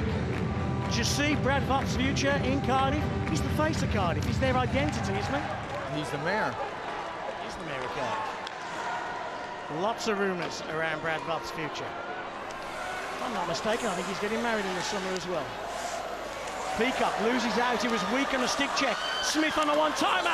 Oh, what a glove save, Stephen Murphy. Oh, Kevin Phillips was just so weak with a stick check there. Gave up puck possession to the Cardiff Devils. That was a blistering shot from Smith. A stunning stop from Murphy. Yeah, it's unfortunate for Phillips right here. The puck hits the linesman and stays in, and just a rocket by Smith, but look at Murphy. That's a routine save for him. He's going to stop those all the time. Those of you who remember Mark Smith, 3 seasons ago, he was the Elite League's Player of the Year. Hasn't had such a great impact on the Cardiff Devils second time around, but he's come to play this playoff final. And here he is again. His get-go from standing still to full flow. He's just electric, isn't it? His acceleration. Oh, Brabia has had the puck robbed off him from Chevrier. 3 Devils come back. Chevrier takes a shot. Hartwick was there to pick up on the rebound and clears to centre ice.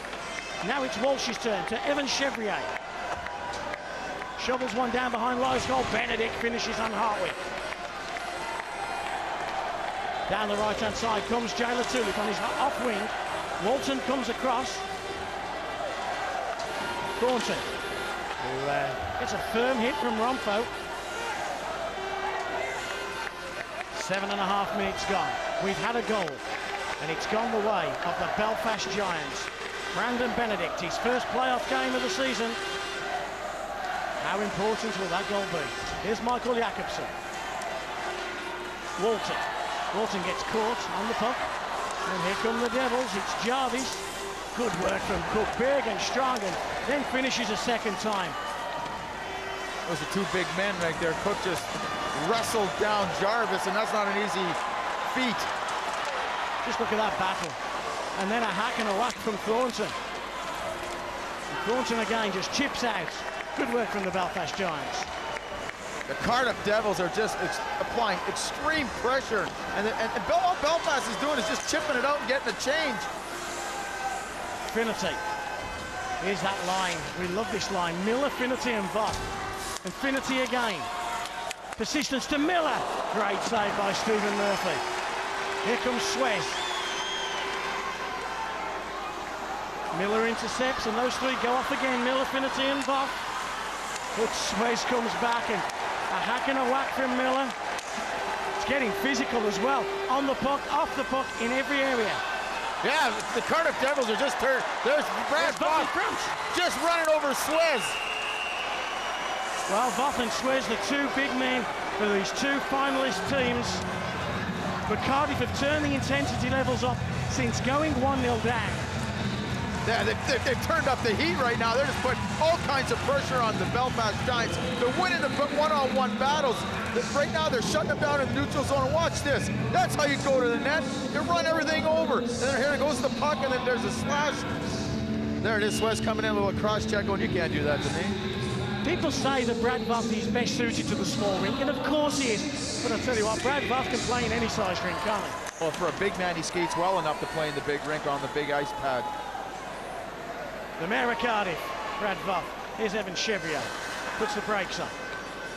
Belfast needs some offensive time. Jakobsen jumps into play, and Smith follows him all the way back. Peacock is taken into the boards by Hartwick, and the goal scorer Benedict. Benedict is like Belfast's Finnerty. Here he is again. Brandon Benedict. Romfo comes across, takes him down. No penalty called as Hartwick on the backhand side chips out. Kevin Phillips to Evan Chevrier. Just chips it in, and as Rick said earlier, the Giants go for a change as a wider finishes hard on Smith. It'll be Toe that picks up the loose puck. Not the first time, but it might be the second. Toe leads the charge. Pucks to the middle. Can he get a shot away? No, he can't. The Belfast Giants just big and strong and move the puck through the neutral zone. The Giants are having a tough time getting through the neutral zone. Every pass is intercepted, and right now they come right back and get a scoring chance. Here's Toe again. Miller and Phil Hill right there. This is as well as Cardiff have played in this final, this 5-minute spell. Oh, they played outstanding since going down 1-0. They just turned up the pressure. Cook, a wider with a touch, Shields down the right-hand side. Cuts to the middle, Richardson had him. Jarvis, long stretch pass to Ryan Finnerty. Unity centres to Phil Hill. Shields again. He's turned for the stretch pass. Here's Bateman. Great work from Ronfo. Ronfo, he's a different player to that player till Christmas, isn't it? The Ronfo of 2010 compared to 2009, two different people. Well, maybe it was a wake-up call for him. You know, hey, listen, you weren't doing your job. We're going to let you go, but no, hold it. We're going to give you a second chance. Now take advantage of it, and he has. Oh, has he ever? Has he ever? He's been an outstanding asset for Gerard Adams' Cardiff Devils team. 9 minutes and 21 seconds then remain second period. Hey, the second period's flown by. That's some great action by the Cardiff Devils, and they're just turning the heat up, but they have to score soon, because that one little mistake, you know what's going to happen, it'll be 2-0. Then you just go chasing, don't you? Yep. There's a lot of interference going on at centre ice between Colin Shields and Ryan Finnerty. Not picked up by the referee. Phillips just got caught on the puck, but chips down the wall. Picked up by Hartwig. Ronfo. Finnerty. Oh, what a pass by Finnerty. Miller goes in. Takes a shot. Great vision, Ryan Finnerty. Great chance. That's just a great pass by Finnerty. And here we go. Penalty coming in now against the Belfast Giant. No, against the Cardiff Devils. Chance for Shields at the back door. Oh, Colin Shields had a great chance. But a penalty against the Cardiff Devils. It's Miller coming to the penalty box. Yeah. Interference call against Miller. The Belfast Giants going on the power play. Right there, that's just frustration by Miller. He had a great scoring chance, a great save by Murphy. He runs him over as well.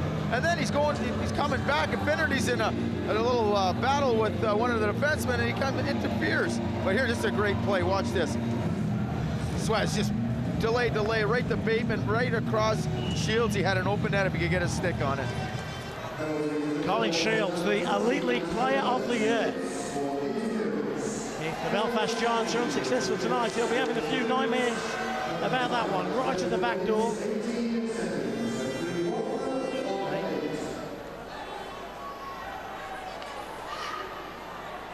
Benedict again in the circle. And a face-off win for Brandon Benedict, who scored the only goal of this final. Belfast throw it at the net, on the power play, of course. So give us the idiot's guide to the power play. What the Belfast Giants are trying to do here against the Cardiff Devils. Those 5 white shirts against those 4 black. Well, you want to get 2 guys on the puck at all time, and once you get control of it, this unit right now, they're going to get the puck to the top, and then they're going to have Awada go in front of that. He's going to be their net presence, and just want to throw it on net and try to look for a rebound. Walsh to Brandon Benedict. Awada's the man in front who will try and get in front of Stevie Lyle. Here's Cook. Goal! Exactly what Rick Strachan says. Cook takes the shot. Awada gets in front of Stevie Lyle, and the Belfast Giants double their advantage. Cook shoots and scores. The Giants lead by 2-0. Yeah, right there. You know exactly what we're talking about. This unit here, there's nothing fancy about it. Get it to the point, but look at Awada. He's right. I think that either hits Awada or one of the Cardiff Devils in the backside goes into the net. But watch Awada go to the net here. Puck gets to the point. They set it up. Watch this. Get yourself in there in the net. But that penalty that Miller took is a bad penalty. It's going to cost his team dearly. George Awada stands in front. Stevie Lyle has his glove up. We'll wait for the official confirmation. Here's Swez. George Awada did get a tap, did get a touch just in front. It did hit him. You know, that was right off his body, but that's net presence. That's what you got to do to be successful on the power play. Well, George Awada's 27th goal of the year. His first goal in the playoffs. Here's Brabia. Out in front. Long goal, Brabia! Off the back of Stephen Murphy. Just when you thought the Cardiff Devils were in trouble. Brabia, individual effort. Stephen Murphy couldn't stop it. And the Cardiff Devils back in it. Yeah, just a great play by Brabia. Takes the puck down the wall, and what they do best, drive the net. Murphy's cheating to the back post. Watch this, great pass, bank pass here. Now we're going to the net, Murphy's cheating a little bit. There he is, he's off the post, hits him in the back, and in the net it goes. Sometimes, you know, good things happen when you put the puck to the net right there. Third power play goal of the, third playoff goal of the year for Max Brevere, his 33rd goal of the season. And you know what? Timing, momentum is key. What timing for the Cardiff Devils, because 2-0 down, they were in trouble. They were in trouble, they dropped the puck, and that's a momentum-changing thing. The Cardiff Devils have been the better team this period, once again, but they found themselves 2 down and just a lucky goal, and they're right back in it. And I would imagine Miller is a very relieved man right now. Of course he is, because that was just a very bad penalty. So 2-1, the Belfast Giants lead. A scoreless first period. Oh, we've had fireworks in the second session, though. Phillips has got a chance to clear, if not the first time, the second, to Thornton, the player coach. Makes a nice pass out to Wilder, couldn't control it. And then finishes hard on Richardson. What a time for 2 guys who haven't scored in the playoffs to come to the table. First of all, Benedict, his first playoff goal. Then Georgia Wilder, his first playoff goal. Yeah, it's you know, it's time where, you know, if you're going to be if you want to be accounted for, get up there and get something done, and they have. Finity to Voth, oh, right out in front, Brad Voth. Miller, hook finishes. Hello, we got a hockey game on here. Miller again, still Miller, Voth to the back door, still Miller. Look where Voth is, all over the Cardiff Devils, all over the Belfast Giants. And fun and games and shenanigans in front of the smallest man on the ice, Stephen Murphy. I just love the way Miller, he beats this guy in the corner, and what he does, he takes the puck right to the net. Watch this, goes right to the net, shoots it hard. Now watch this, watch Brad Voth, Miller, they're all diving, slashing. Hey, listen, these guys are playing with some emotion right now, but they gotta control it. They can't let it get the better of them and take some silly offensive penalties. Emotion is good, we've said that all year, but controlled emotion is what you need. Well, especially in a game like this, it's a one-off game. You don't want to do something that it's going to haunt you for the rest of the summer. They really have found a good combination there, though, Jared Adams and Cardiff. Finity, Voth, and Miller. Nobody would want to play against that line. Well, right now, no one of the Belfast Giants can't play against that line. They've got every shift they've been out this period. They've eaten whoever they played their lunch. 6 minutes and 39 seconds. There is the Mayor of Cardiff, Brad Voth. If you are the Mayor of Cardiff and you're watching at home, you ain't really the Mayor. He is. And what a line he's got with him as well. Finity, who has won before, Miller, who had that spell in Basingstoke, and none of us thought too much of him.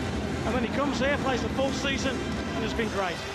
I've talked to a few players who played in Basingstoke and said, listen, you know what, if you get a chance, pick this guy up, because he can play. He's an outstanding hockey player, but, you know, things didn't work out for him in Basingstoke, and he came to Cardiff, and he's, you know, he's doing everything and everyone told me he could do. It's like if you want to be a success in British ice hockey, go to Basingstoke first and then go somewhere else. Chambers had a great year in Coventry. Cruikshank had a great year in Sheffield, then Coventry. Owings, they all kind of go to Basingstoke first, don't they? Yeah, well, they did a great job of recruiting in Basingstoke, and then, you know, they've been star players wherever they've gone. There was that guy defenseman, wasn't there, they had as well, Strachan. He had a spell in Basingstoke. Did he go on to great things? Yeah, 5 years there.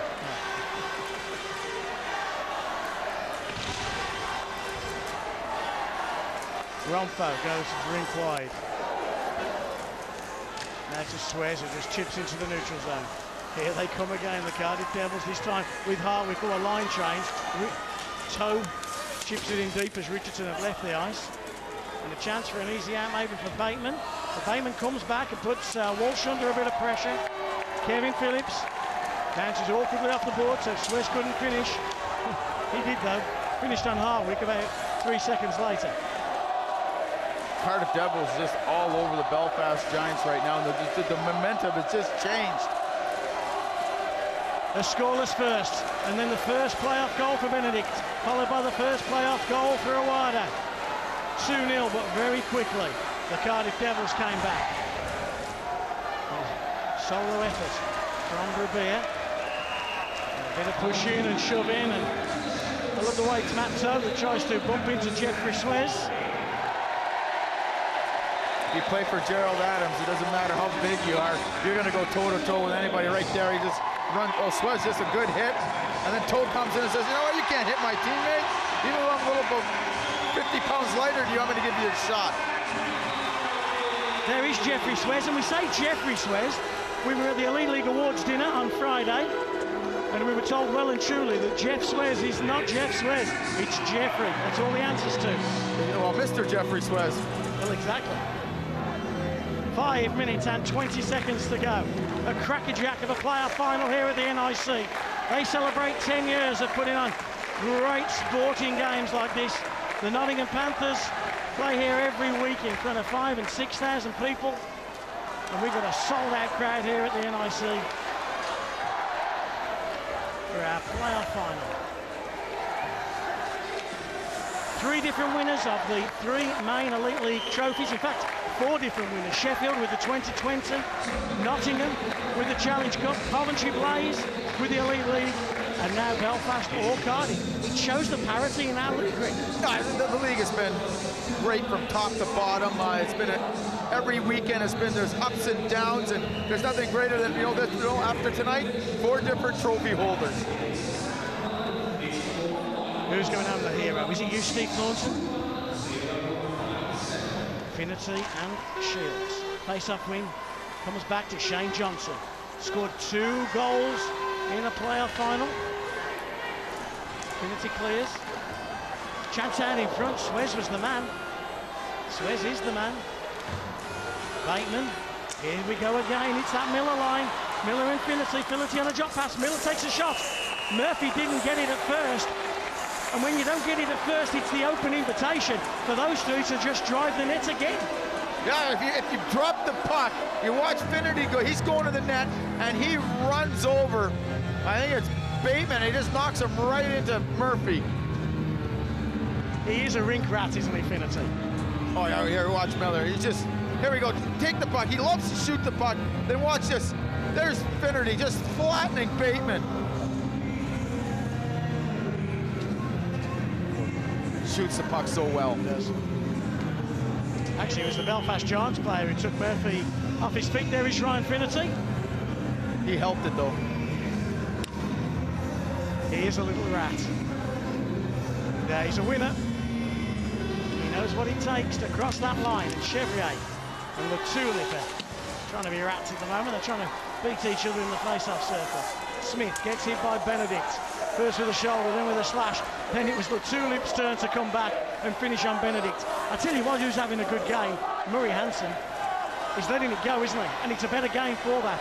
Yeah, it's a great game. He's letting everybody play, and he's calling penalties if there need to be. But other than that, hey boys, you decide who's going to be the champion. Peacock, great hands from the youngster. His first playoff final. Jakobsen. Look at this boy skate wraparound. Takes a shot, goes high on Lyle, and Lyle was slow to get around at first, and then covered as much of the net as he could. Good stop, Stevie Lyle. And a penalty does come in. And Murray Hansen does have his hand up, and it's a penalty against the Belfast Giants. Yeah, somebody's getting boarding. The Tulip took a hard hit. Murray Hansen thought he was just a touch too dirty. Boarding penalty. Coaches never complain about those ones because they hurt. We'll see it again. There it is, just a hard push into the boards. Latula's making a bit of a meal of that one. Chevrier goes to the penalty box, 2 minutes with 3:42 remaining in this second period. Power play time for the Cardiff Devils. Can they pull it back to 2-2?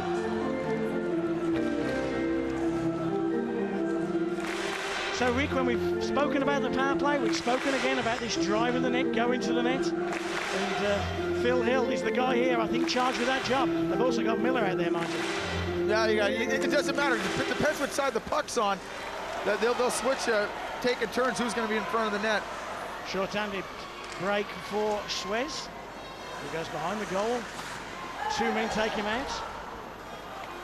Good work by Jarvis again. Hill. 20 seconds expired on his one-man advantage. Tyler Michelle chips into the left-hand corner. They miss out Phil Hill. Jarvis back to Hill, helps it on its way. Latulip to Miller. Miller gets it back to Tyler Michelle. Quick hands Michelle. Sinks down low. Miller wants that one-timer. Hill's right out in front. They throw it at the net. Murphy never saw it, but managed to direct it into the corner. Thornton comes out and clears 200 feet. Yeah, right now the Belfast Giants, every time they get control of the puck, they're going to shoot it down and get 4 guys out. Toward the end of the period, they want to get fresh guys out, 20, 30 seconds max. Here comes Brad Voff, goes to the left-hand side to Brabea. Brabea back to Brad Voff. There's a balloon on the ice. Quickly whacks over the plexiglass. Good work there. Here's Brabea again to Voff. Voff takes a shot, goes across the front of Stephen Murphy. Back out to the captain of the Devils, Mark Richardson. Will he be lifting the playoff trophy in 1 hour's time? Back out to Finnerty, takes a shot. Voff couldn't pick up on the rebound. Second shot, Brabea! Max Brabea just shoots and scores with an absolute bullet. Pitter-patter, let's get out of the Cardiff Devils tie it at 2 apiece after Voff took one in the chest. Yeah, they just stayed with it, winning the races to pucks, what they've been doing all period. They stayed with it.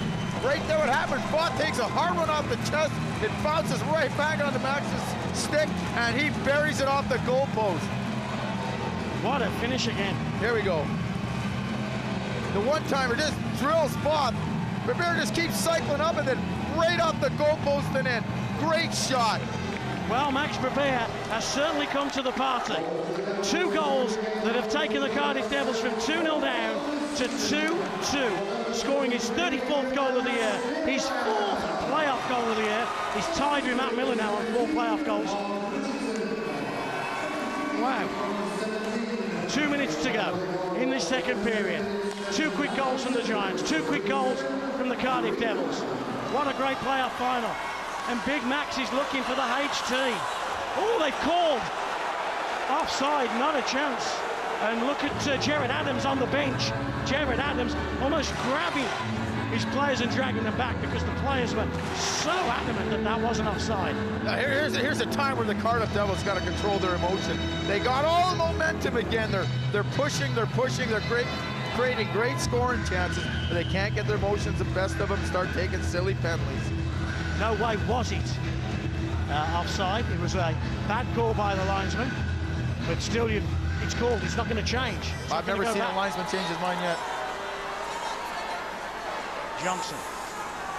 Shane Johnson, his team were 2-0 up. The Cardiff Devils, though, have just come and put a solid game in here. Solid second period.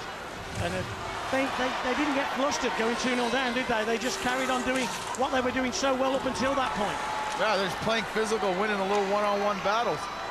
90 seconds in this second period with Thornton, who gets hit by Romfo. Georgia Wilder turns Harwick, Harwick finishes.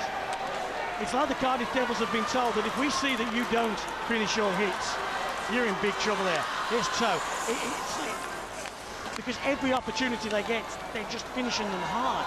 Yeah, it's one of the game plans that Gerald Adams would install. He says, listen, if you got a chance to finish your check, finish it. Don't go out of your way, but if it's there, do not turn away.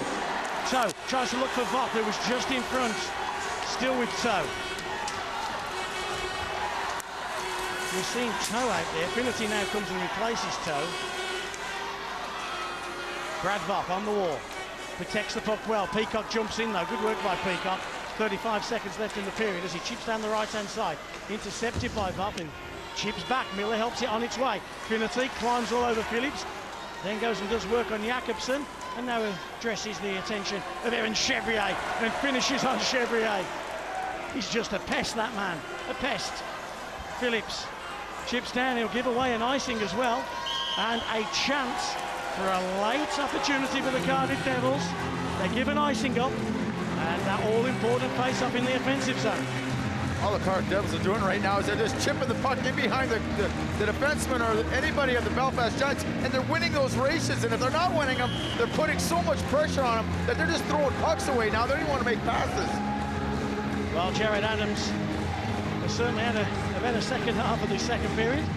There's Steve Thornton. He'll have some concerns, be rattling in his mind, and so hard for him to kind of really think because every minute and a half he's back out there on the ice. And they've been under immense pressure the whole period. Even though they did jump out to the 2-0 lead, they spent the majority of the game, this period, in their own zone. Chevrier chips down. Romfo Kicks and chips into the neutral zone as the dying seconds, as Chevier comes forward, gets the pass out to Bateman, who hasn't got time to take that final shot. Well, they say a game of two halves. That was the second period of two halves. Brandon Benedict scoring his first playoff goal to make it 1-0. Power play. Awada drives the net up that pass from Cook, and then it was the Max Beer show. Two different goals, but two great goals. Yeah, Cardiff they've given up two power play goals, but they know what? They were the better team that period once again. They wanted it more. They won all the little battles, and at the end of the day, if you win all those little battles, you will eventually win the war. We talk about Beer, but the guy on his left there, Finity Miller, off line. He's the energy of the whole line. He's the guy that goes and chases pucks down and gets under everyone's skin, and then Voth with his presence and Miller with his shooting, they've been outstanding. Well, Doug Christensen, David Matsas and Nick Rothwell will have a lot to talk about when we come back after the break. It's 2-2 here in the playoff final.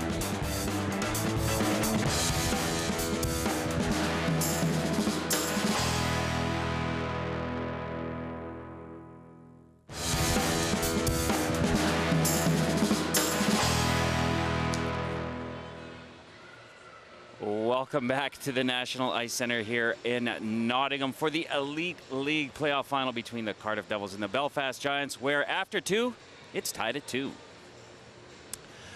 Well, folks, Belfast getting on the board first through Brandon Benedict, and then a power play marker from Georgia Awada. And then Cardiff's Max Beer pulled the trigger twice to level things up. And guys, after that scoreless first period, we got an action-packed second period. Yeah, you know, I'm happy Cardiff didn't roll over. You don't expect them to, but you know what? It's tough. I mean, the momentum just switched in a matter of 2 shots, 2-1 faceoffs. Like Thor said, you know what? They were persistent, keep getting it to the net.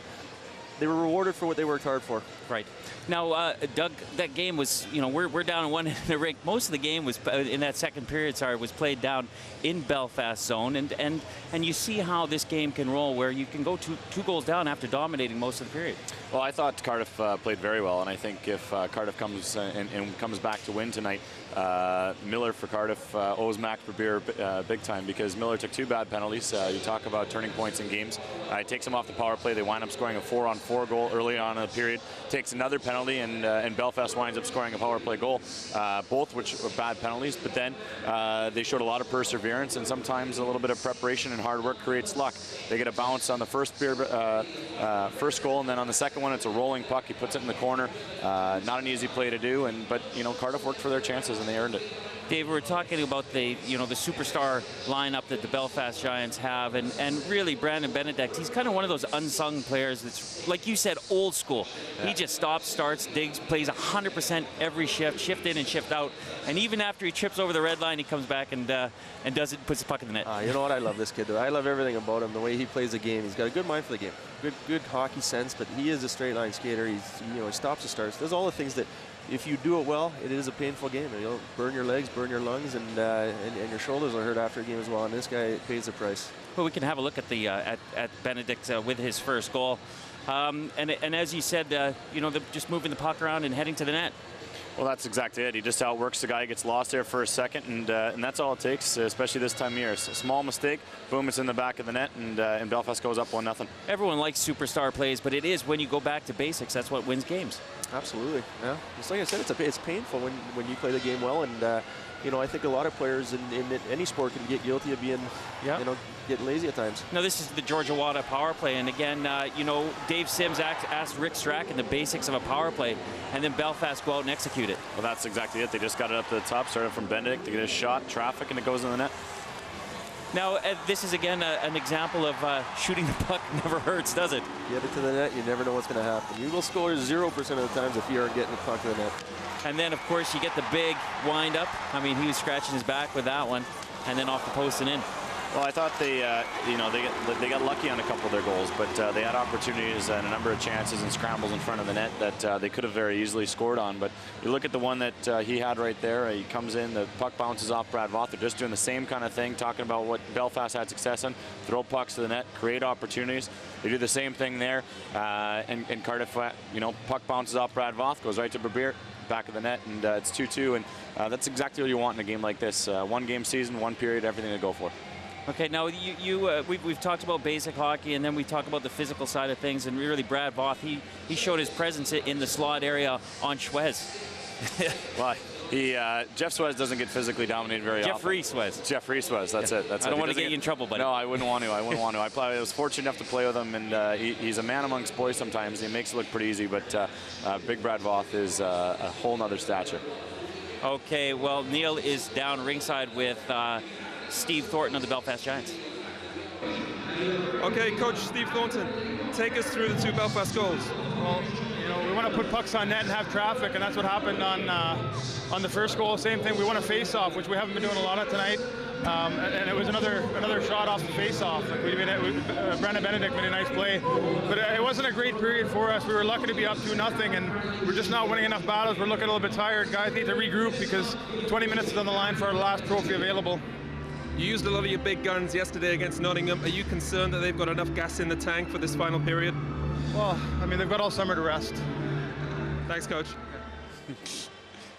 That was a pretty quick response, wasn't it? Pretty honest. Pretty honest. You got all summer to rest. That's exactly right. They're going to dump the tanks. They're going to throw everything at them, and you know, it's going to come down to really simple things. I think the game will be decided on a turnover, as it often is, and it's a team who makes sure that they make the simple decisions for the next 20 minutes will win. But you know what, though? These guys are conditioned, and they're. You don't get tired. There is no tired. Tiredness is a state of mind. These guys are not tired for this period. They will empty everything they got. Well, one guy who might be a little bit tired by now is Dave Sims. Dave, what are your thoughts on the second period? I'm an athlete, Nick. You know that. I'm not tired. I never get tired. But we were just talking about the same thing. Maybe Belfast a little tired, but we certainly think the Cardiff Devils want it more right now.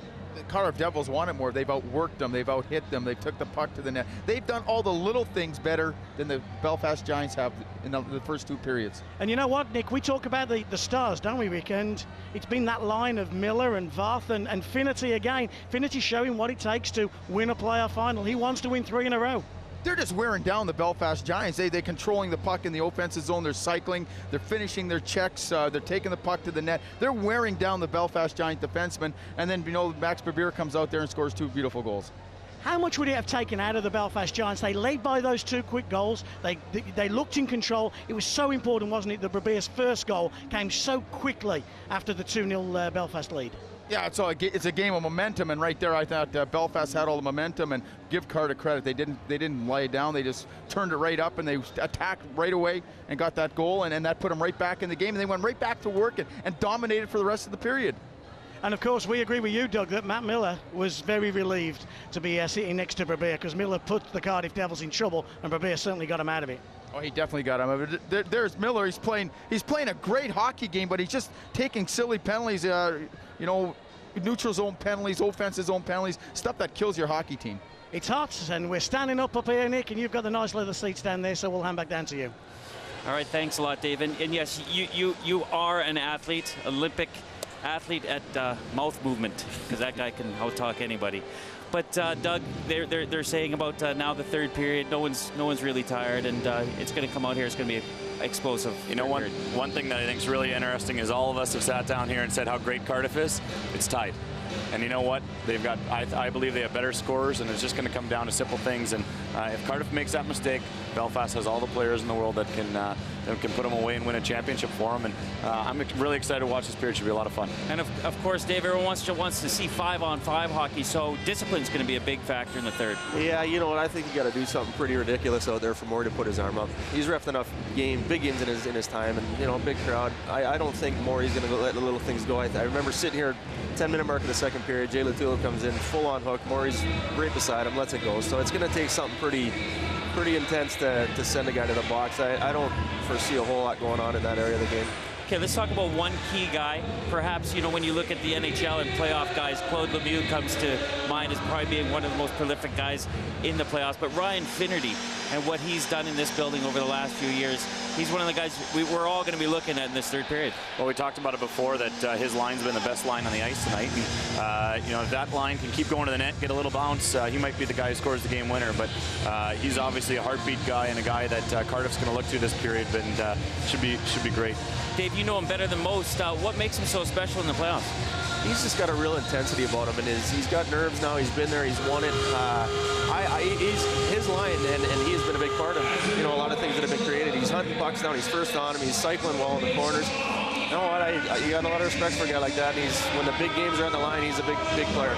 All right, so it is tied after 2, and you guys made your predictions before the game. Are you going to change them now? Nope. No, so you're going with?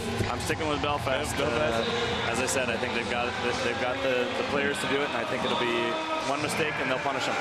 And of course, Dave, you're going to be going with Cardiff still? You got to appreciate a team that's beating potatoes, hard working, you know.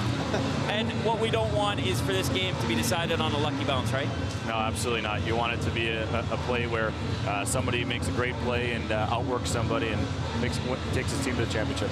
All right, folks. Well, the third period is just about to get underway. Let's head upstairs to Rick Strachan and Dave Sims, who hopefully is sitting down now. I am sitting down. Thank you very much, Nick.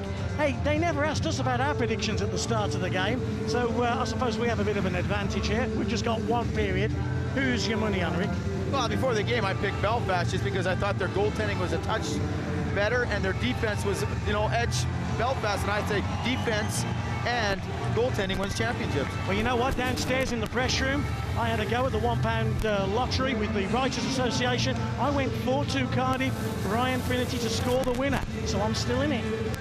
Hey, that's not bad. If you're going to pick a guy to win a championship, you might as well take Ryan Finnerty. You might as well, and he's just about to enter the ice now. Belfast Giants already out there, and here come the Cardiff Devils. Just a quick minute on what a great occasion this is. You look around, the Cardiff fans are cheering, then there's Belfast. A couple of thousand Nottingham fans, 800, 1,000 Sheffield fans. Fans from every team in the Elite League. You don't get this in other sports, do you? No, you don't. You get one weekend where every fan from every team unites to make one great event. There are the Belfast Giants fans. You don't think they've had a touch of the black stuff over the weekend, do you? 20 minutes to go to decide a championship, or is it 25 minutes? Maybe penalty shots. We'll wait and see. That man, Ryan Finnerty, hasn't lost in this building in a playoff final. In 2008, he beat the Coventry Blaze 2-0, had an assist on the game-winning goal scored by Jonathan Phillips, and then in the 2009 playoff final, scored the second goal against the Nottingham Panthers. That man, Steve Thornton, one of the most experienced players in the British game, over a decade, and one of the grittiest and one of the nastiest players and men you're ever likely to meet, Jared Adams. Well, there you go. You got a gritty, nasty guy, and that's how his team plays, gritty and nasty.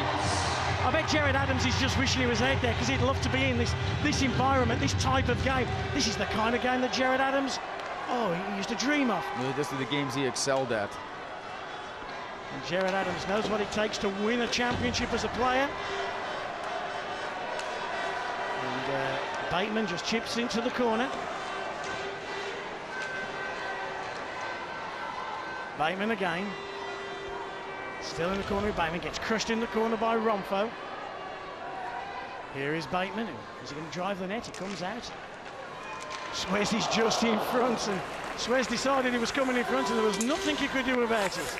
Shields chips out again. Still with Swez. Still with Swez. Takes the shot. He's just... that ricochets off the top of the stanchion there. Will carry on. Normally the play breaks down when that happens, but Cardiff will chip out and Swez finishes again. Good big shift by Bateman and Shields and Jeffrey Swez. No, if the Belfast Giants are going to win, this team's got to have a good shift. That's the first time since the first period they actually got the puck in the offensive zone, got it cycling and create some scoring chances. We'll see it again. Bateman doing a good job. Yeah, right here, just great tic-tac-toe, cycle the puck. Swez gets himself open and just shoots the puck over the net. Chevrier lines up with Peacock and Benedict.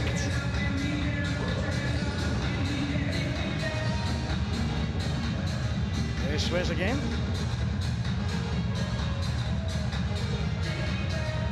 Referee and linesman seeing something they don't like. Finnerty again just bears down on that face-off and wins the draw. Comes back to Scott Romfo. Got Hartwick in front of him and leaves Hartwick out. Finnerty just calm it down, he says to Romfo. Now he says, give me the puck. But Rompo doesn't. And Rompo hasn't got too many options, so he just chips up in the air, and we've all lost that puck. Here he comes down out of the crowd. The Belfast Giants, this is the line they got to shut down. They can't let them get running around, creating energy for the rest of the Cardiff Devils. They got to shut these guys down. They got to get, what they got to do is don't let them have the puck. They can control it, get it deep, and cycle them. 1 minute and 24 seconds gone then in this third period. Will it be the third and final period?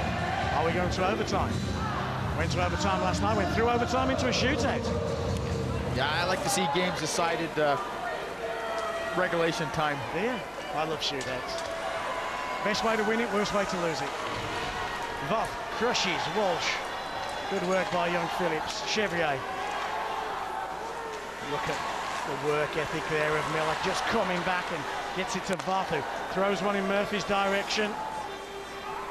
And of course Murphy knows that if he gives up the slightest of rebounds, especially when that line is, we've got a delayed penalty coming in here. Well, Murphy knows if he gives up a rebound, bang, that Miller, Finnerty, Voth line's coming straight at you. Well, he knows 3 Bulls are going to come charging at him, and they ain't stopping it. Right here, Kevin Phillips took a penalty out of the corner of our eye, and Miller's down on the ice, but Murray Hansen's given 2 minutes for high sticking. High sticking minor against Kevin Phillips. Power play time for the Cardiff Devils. Cardiff have scored on the power play through Brabia in that second session. Can they do it again? Right here, he just passes the puck, and he's just standing there, and Miller skates right into his stick, so, well, I guess he shouldn't have it up that high. Power play time just down in front of us. Cheap call. Finnerty, Brabia, and Voth. All 3 of them go towards Cook. Voth has it. Just chips it off the boards, back to Finnerty. Finnerty back to Brad Voth. There's, a hat-trick chance. Here's Voth. Voth out in front on Murphy. You need to put your mortgage on that one. And Suez will now clear. Voth's flat-footed, looks a little tired. Suez on his toes, blue line, high into the chest. And then Suez runs Richardson through the net to get a face-off just in front. Couple of great chances there for the Cardiff Devils on the power play. First of all, Brabia looking for the hat-trick, and then Brad Voth. Oh, it's just, right here, watch Suez. He's going in the net, and he says, okay, Richardson, get out of the way, son. I'm coming through. You know what, Brad Voth did that to him, now he's mad. Here's those earlier chances. And it's a great power play, watch this. Great shot, and then Voth walks out, and Murphy gets his leg out there. Huge save. Yeah, right there. Some big men dominating this game. Brad Voth, Jeffrey Suez. There's another big man, Wes Jarvis. Scored a hatful of goals as a defenseman this year. Chips into the corner with the tulip. Jarvis has 23 goals as a defenseman. He'll want the puck. He's got the puck. Here is Jarvis. Thornton comes across. Le Tulip off the backboards in the direction of Miller to Jarvis. Throw one at Le Tulip. Walsh gets there first. Can Awada pick up the board? On the boards, can't. Comes out to Thornton, and Thornton should be able to clear. Is able to clear right the way down to Stevie Lyon. Now, Belfast doing a great job of just staying in the box, keeping everything to the outside, and little turnover there, quick on the puck, and then get it down the ice. Smith comes with speed, goes round Jakobsen. Jakobsen now finishes. Chevrier comes across. Jakobsen clears. Does a good job of clearing as well. I tell you what, Jared Adams, every time I look at him, he's walking up and down that bench. He must have put a couple of miles in already. Oh, he's doing some pacing today. Here's Finnerty, cuts to the middle. Is Voth offside? Yes, he was, just by a foot or two. If he is to leave the Cardiff Devils, he has been the identity of the Cardiff Devils. It will be fitting to leave as a champion. Well, yeah, I just can't see him leaving. He means so much to the Cardiff Devils, but he means so much to the Elite League. Fans love to see him play. They like to come here to the rink and boo him. But you know what, only about 15 feet to our left, we've got the Cardiff Devils box, and their owners, their managers, their marketing people, they'll all want Voth to stay. He's priceless to them, isn't he? Oh, yeah, he puts people in, he puts bums on seats all by himself.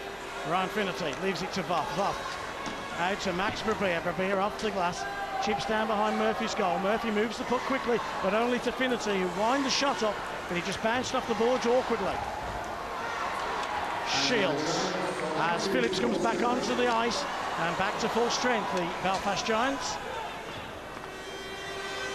I thought Doug Christiansen made a very good point when he said, we're all talking about the Cardiff Devils, how well they played, but playing that well, it was still 2-2. Oh, it's a fair comment, and it's a game of, here we go. Here's Thornton. Thornton's got Walton in front of him. Thornton! The player coach forces a save off Stevie Lyle. A player he twice signed. Signed once for Basingstoke, and then signed once for Belfast. Awada, back to Thornton. He's still sneaky, isn't he, Steve Thornton? He's still got those moves. I know he's got a bad hand and can't shoot the puck as well as he used to, but he can still stick handle. Oh, he's a stop-on-start type guy. He spins very well. Toe drive the net there. Michelle found him. Who's the hero? In the words of Bonnie Tyler, you're looking out for one. Who's going to be that one? Is it Benedict? Benedict, still Benedict. Stunning stuff. Rebound. Lyle made a great stop there on Benedict, who was looking for his second of the night. Now this game's the pace is picking up now. As the teams get tired, more and more mistakes are going to happen and more scoring chances. It's going to ebb and flow one way to another. Brevere looking for a hat-trick in a playoff final. That looks good on the resume.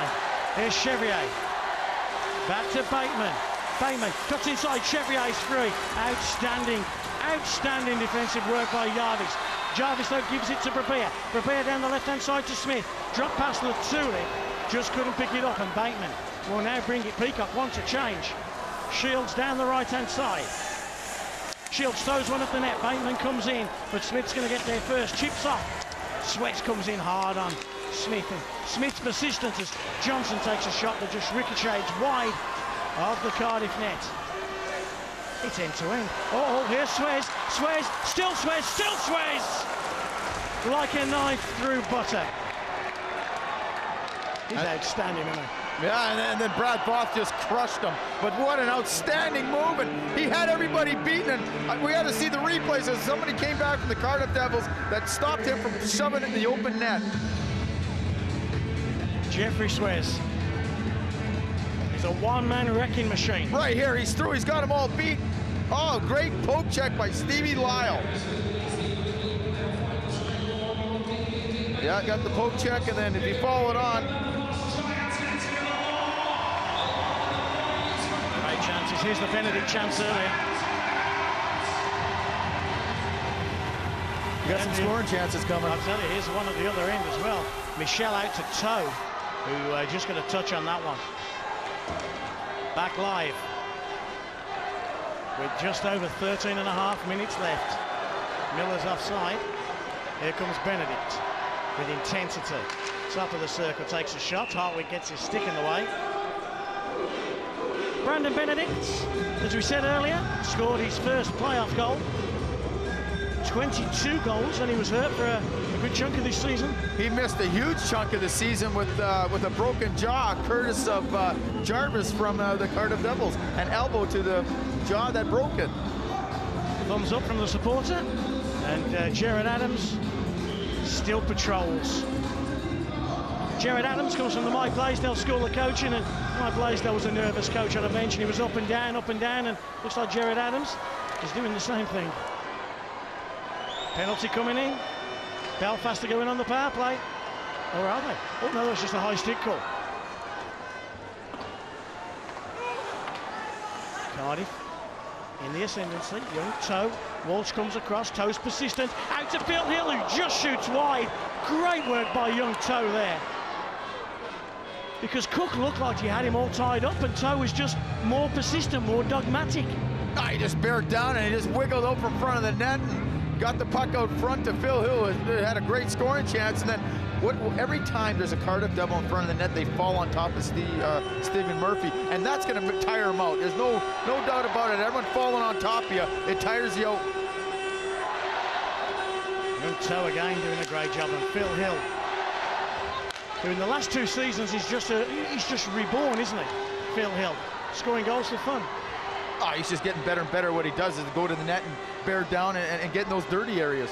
Thornton holds on to it. Shields throws one out in front. Jarvis off the boards in the direction of Brabea. Finnerty and Smith are out there. Great work by the Belfast Giants defenseman Cook, who then goes and gives away an icing. So let's just take stock, Rick. 2-2, 12 minutes and 34 seconds remain in this playoff final. At what point does it stop becoming end-to-end and the two coaches then go, hold on a second, we don't want to lose it? Not that we're trying to win it, we just don't want to lose it. Well, it's not the coaches. The coaches are going to want these guys to stick to their game plan. But the players, they get about 5 minutes left in the game. They get nervous and they say, I don't want to make the mistake. I get to the red line, I'm going to shoot it in. Bateman. Romfo takes him into the boards, and Bateman gets the puck back to his defenseman. Then Jakobsen, as graceful a skating defenseman as you will find, hits the red line and will chip down for Chevier, who gets hit by Romfo. Now it's Harwick's turn with Benedict. Out in front, Peacock off the shoulder. Chevier with the second shot. He then hit the post, wrap around Peacock. Peacock not once, Peacock twice. Benedict and the Belfast Giants getting in those dirty areas. Lyle, outstanding save, and he rebounds off the post. Yeah, Stevie Law did a great job of getting across the net. But the Belfast Giants are doing something they didn't do in the first two periods. They're getting pucks in behind the Cardiff Devils defensemen, and they're winning those races right here. Lyle does a great job of getting across, and there's Benedict going in those dirty areas, but they're winning those races to the pucks now. They're doing exactly what the Cardiff Devils did to them for two periods. A little bit of afters that Murray Hansen takes care of. Those of you of a certain generation will remember the name Tim Peacock, an outstanding import. Played most of his days, I think, in Peterborough. Well, that's the protege of Tim Peacock, Craig Peacock, who is hoping to be in that squad of 23 that goes to Slovenia. He's in the squad of 30. Will he be one of the 23, Rick Strachan? He's got to be. What a season he's had, and his poise and his presence out there. And he's a great natural goal scorer, and you can't teach guys to score goals. We got really impressed with him with one goal he scored in Newcastle at the start of the year, where he was just so patient, didn't snap at it, did he? He just took his time, and all of a sudden it made us notice him a little more. Yeah, it was a scramble in front of the net. Most guys are just banging at the goalie. What he does is he stopped the puck and he backed up 4 feet and then roofed it. Chances down in front, it's still with the Belfast Giants. They bang one off. Lyle Chevier has come into the game a lot more third period. Smith chips off the boards. Brabea helps it on its way, but it's collected by the aforementioned Peacock. Peacock makes a nice play down the right-hand side to a wider. Johnson just offside, Shane Johnson. And we talked about him playing his final game. He's a player we like, a player we've both been involved with. He's just a quality person. That's the key word. He's a quality person. One of the nicest guys you'll ever meet. He's a competitor and a warrior. Plays the game hard every shift, and you know what? He's going to miss the game when he leaves. He's one of those guys that if you're playing cards with him on the bus or you're doing anything, he wants to beat you in everything. He's just one of them nasty characters that you think, oh, just leave me alone, but he just wants to win all the time. Oh, he's a hard guy to play against because he's always in your face, and he just drives guys nuts. Jakobsen, his teammate of Johnson. And there's Bracknell B fans who remember him. Here's Thornton, drives the net. There's just a battle going on between Thornton and Hartwick in front of Lyle. Kevin Phillips makes a nice play to Thornton, and the man at the back door was big George Awada. Just fell to him awkwardly. Belfast in the ascendancy. Phillips with the shot. Ricochets off the stick of Awada into the netting on top of the plexiglass, and the Belfast Giants fans, they stand as momentum going back their way. Oh, there's a definite momentum changing right now. We said that the Cardiff Devils wanted it more in the first two periods, but the first almost 9 minutes of this period, the Belfast Giants wanted more. They're just outworking the Cardiff Devils in their own zone. And they're going to the net in the same way as Cardiff did. Yeah, they're getting the pucks, they're throwing them back to the point, and they're just driving the net. They look a little tense and anxious, don't they? They'll be okay. They'll be okay. Don't worry about them. Cook throws one through traffic. Bateman just rips it. Closed his eyes, loaded the shotgun, and took the shot. Oh, he had a sitter right in the slot, and he just put his head down and blasted it, but he should have just shot it along the ice. He shot it up high, and there's too many pads and stuff in the way. Suez, great hands. What a nice pass from Suez. Comes out to Johnson. Offside, says the linesman. Oh, that was tight. Gets the stare off Johnson as well. None of us want the stare, do we? No, no one wants the stare, but the linesman was there. He made his call, put his hand down, and you know, they don't have the advantage of instant replay like we do. Well, he's played a lot of games for the Belfast Giants, Shane Johnson. Oh, close. Yeah, you know what? We can barely call it from here, so we'll give him the benefit of the doubt. Ronfo off the boards. Here comes Smith. Still Smith, but he loses it. They're not getting good puck possession in the offensive zone. Here comes Peacock, more and more into the game. Ronfo forces him to the outside. Peacock happy to go there. Waits for an option. Chevrier was a good option. So was Benedict. Still Chevrier, look where Peacock's going. Into the paint, look where Benedict is now. Circles away. The tulip. Benedict takes a shift, goes back to the bench. Reinforcements come in the way of a wider, but it's still with young Peacock. Still with Peacock. Gets the shot away, Law makes a save. He looks 140 pounds soaking wet, Peacock, but he's as strong as an ox, isn't he? He's got great body position. He got the guy on the wrong side of him. He just took the puck right to the net, and a quick, hard shot. He shoots the puck extremely hard and quick.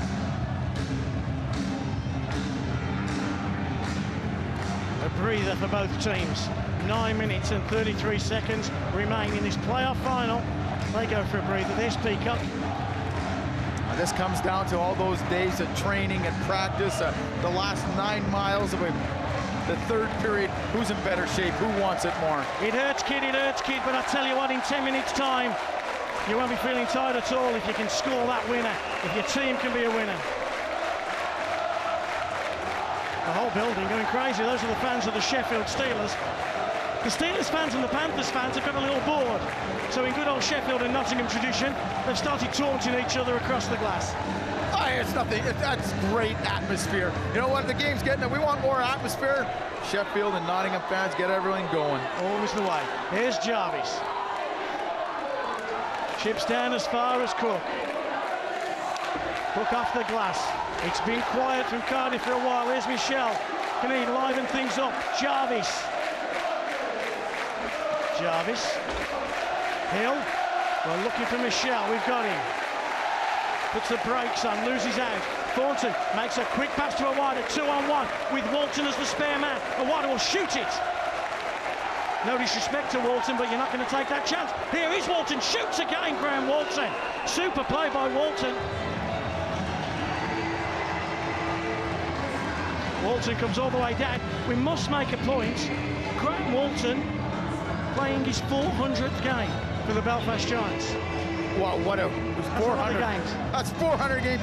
Original Belfast Giant. He's been there since day one. And more games than any other player in the Belfast Giants history. Oh yeah, right there. That's just a big two-hander on Colin Shields, and then once it goes to the net for a scoring chance, huge two-hander.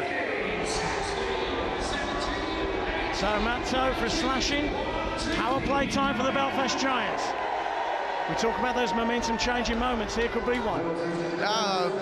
Belfast, I think, has been the better team this period, and right now they got a chance on the power play to go ahead by one. Schwez puts the brakes on. The man of the moment in the semi-final finds Jakobsen back to Colin Shields. Colin Shields again to Michael Jakobsen. Schwez moves Ronfo out of the way. Now Ronfo gives a good two-hander to Schwez. One-timer from Shields, kicked away by Stevie Lyle. And I like the way Murray Hansen's refereeing this game right now. He's letting it go, hack and whack. It's old school hockey out there in front of that net in the power play. You got Schwez flattening Ronfo turn around, giving him a cross-check back. Men being men out there right now. Murray Hansen's mother always watches the show. She'll be proud of her boy today. He's doing a good job. Still 1:22 to go on that power play. The Belfast Giants, actually the whole building now is electric. Sheffield and Nottingham woke it up a bit, but now the whole building's just really into this game. Everybody's picked a side and they're just cheering it on. Schwez Chevier drives the net, still with Schwez. Now it's Bateman's turn to go and stand in front. Evan Chevier, top of the circle. They are doing a good job, Cardiff, though, aren't they? The scoring chances aren't coming. Did you see the battle between Bateman and Hartman? They're both punching each other in the back of the head. This is great.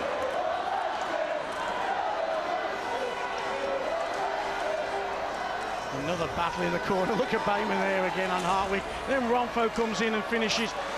Nothing asked, nothing given. Man in front with Chevier. Good quick hands from the defenseman Jakobsen. Chevier was stood out in front, and Lyle just knows he can't give up any rebound at all, can he? Oh, the goaltending tonight's been excellent right there. Just a hard battle in the corner. Shieldsy goes quick across the top, and well, Chevier's all alone, and Lyle just makes a save and falls on top of it to make sure there's no rebound. I've just looked into the eyes of the Cardiff Devils legend and their general manager, Shannon Hope. There's some kind of thought of where he's going, and his eyes look glazed at the moment. He's just wondering, is he going to be the GM of the playoff championship team? Do they look glazed from that, or was it perhaps just a late night, Rick? What do you reckon? He's just got this worried look on his face right now. You know, it's a tight game, and it could go either way. Here's Peacock, tries to walk around the Cardiff defenseman. Awada gets it down the left-hand side. Richardson beats Benedict to the loose puck. 8 seconds to go on that power play. It's pretty much as good as over now. And the Cardiff Devils kill and kill again. They've had their chances on the power play. They had some great scoring chances, and you know, give the Cardiff Devils and Stevie Lyle credit. They've stopped everything that the Belfast Giants have thrown at them. Walton goes into the corner, doing what it takes. Graham Walton in his 400th game. He's a defenseman, he has been for all those years, but this season he's played up on the wing on that third line, doing what it takes. Chevier again, takes a shot, eventually bangs off the backboards, and Stevie Lyle covers up. We talked that it was going to be a game of the two British netminders, Murphy and Lyle. Hair's breadth between the pair of them. No, you know what? The first two periods, Murphy was outstanding, and this third period, Stevie Lyle's made some huge saves to keep him in it. Jared Adams has a chat with Smith. There's a point in the early, he wasn't happy with Smith and Brabia. He paid a lot of money to get those two guys back. He wanted more from them. Well, he certainly had that.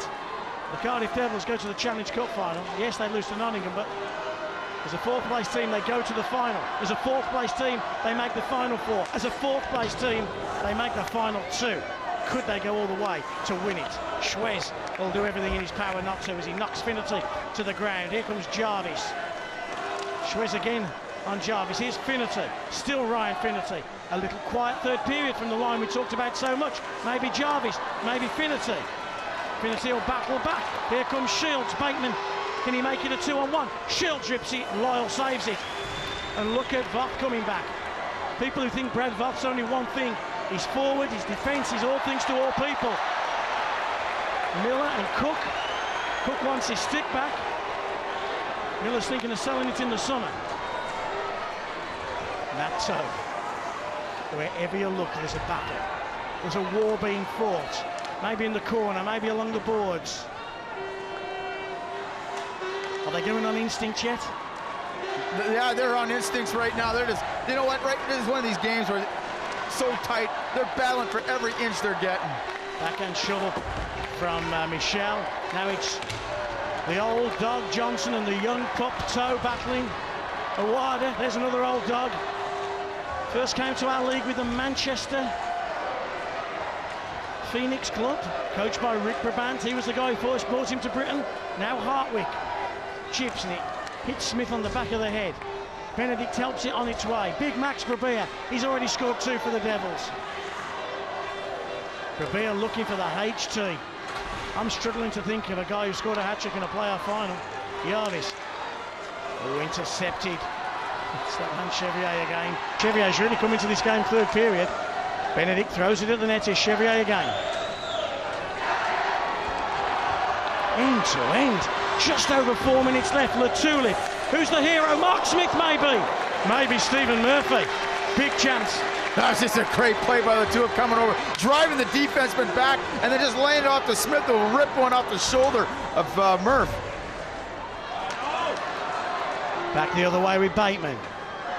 The Elite League player of the Earl Shields wants the puck and he picks it up off Jeffrey Swez. Makes a nice pass out. Shot comes from the outside. There was a melee of people and Voth does the smart thing. Maybe not the legit thing, but the smart thing, and thinks, I'm moving this nest off the moorings. Well, I can't see Maury Hansen calling a penalty now unless it's an absolute breakaway and he hauls him down.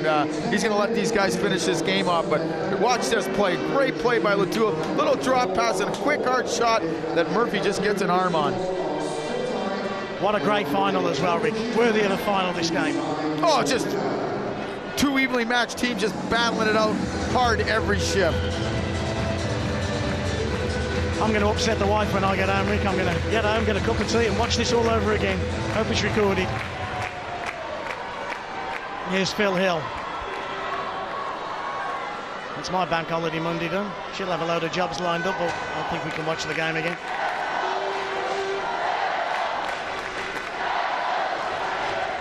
Oh, it bounces past Johnson and Michelle comes across and Walsh gets taken down by Michelle. I'm pretty sure in the league game that's a call, but not on this occasion. Thornton, oh, he bats it out to the air to a wider, and he, yes, rightly called a hand pass as well. And the Belfast Giants bench having to go at Paul Staniforth there for making that call. Is that a linesman's call or a referee's call? It doesn't matter. Whoever's closer to it, he called it. It's the right call. Doesn't matter if the linesman calls it, the referee calls it. If it's the correct call. Stevie Thornton, what a great job he's done at Belfast over those 2 years.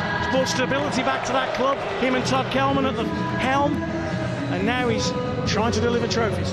Yeah, last year he put together an outstanding hockey team, and and then he had to rebuild the team once again from scratch, and he's done a great job of recruiting. That reminds me, we must get chicken on the way home. The Hooters girls are in town.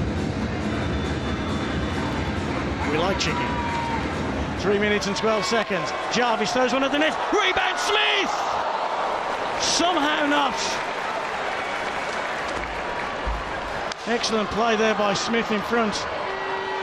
His chance to win it. These chances are going to continue to come. Final 3 minutes. Benedict leaves it for Jakobsen. Still Jakobsen. Smith's got all the way back. And off the boards. Poor old Max Berbea chases it down. Is he going to get a chance for a hat-trick? Cook. Rink wide to Benedict. Benedict back to Murphy. Murphy might have to cover up here. He does, in fact, as the Cardiff Devils' persistent rink rat line of Voth, Infinity and Miller. Yeah, right here, Murphy just keeping it out of the net. Awkward bouncing puck that they just do a good job. But right now, coaches are going to be saying, both the coaches are going to say, guys, you get a scoring chance, just get the puck on the net. Let's get someone driving the net. We got to keep one guy high in case it turns over, but we got to get pucks to the net. It's amazing. I've never seen Jared Adams as relaxed, and there's 2.5 minutes to go in a playoff final. The Big G has done a sterling job in Cardiff, bringing pride back to that Devils organisation. Went through a barren spell. They keep making the Final Four, and they making the finals. First the Challenge Cup, now the playoff finals. But here come Belfast. It's going to be another 2 minutes of end-to-end stuff with Swez and Bateman. Bateman walks around Hartwig, throws the puck into the middle. Jakobsen eventually picks up on it as Finity comes back. Hartwig cuts across it. Hartwig's got to be strong on Swez. Finity goes in as well. Bateman. He's just looking at a way of clearing it. What a stop by Stevie Lyle. Well, that's as good a stop as you'll see, Eric. Yeah, right now there's no offense. Jakobsen says, okay, I want this game over. I'm tired. He jumps right into the play. And then Swez hammers one at him as well. And Stevie Lyle covers up. This is as good a playoff final as I can remember. This is probably the most entertaining one, end-to-end action with a little of everything. This is, you're right, this is probably the best one we've seen in a long time. Bateman again doing just great work, and Lyle somehow making that save. The old shoot it off the side of the net and bounce out front. Just couldn't get a handle on it for the rebound. Face-off win Cardiff. Now Mark Smith. Smith off the boards to Latulip. They used to call him the Lip Latulip. Gives it to Smith. Still Smith. We saw him in the Challenge Cup final score a goal like that where he just walked through and scored. Here's Brabir for the HT, no. Jarvis. Smith avoids the check of Johnson to Latulip again. And it now falls to Steve Thornton. He's got Johnson, the defenseman, the right-hand defenseman, going into the left-hand corner and finishing his hit. And now Johnson makes his way back. He's at his last shift, certainly in regulation. 55 seconds remain. Finnerty and Cook. And the Giants again come with shields. And the player of the year will drive the net. Here's Jakobsen. Jakobsen throws one at Stevie Lyle. Lyle got a bit of it and he rebounded round the back. 35 seconds. Still a hack and a whack, and Maria Hansen calls for a hand pass. Yeah, unfortunately, they're gonna bring this one outside instead of the all-important face-off. But right now, both coaches are gonna want to put their best players out here and just make sure there's no odd man rush.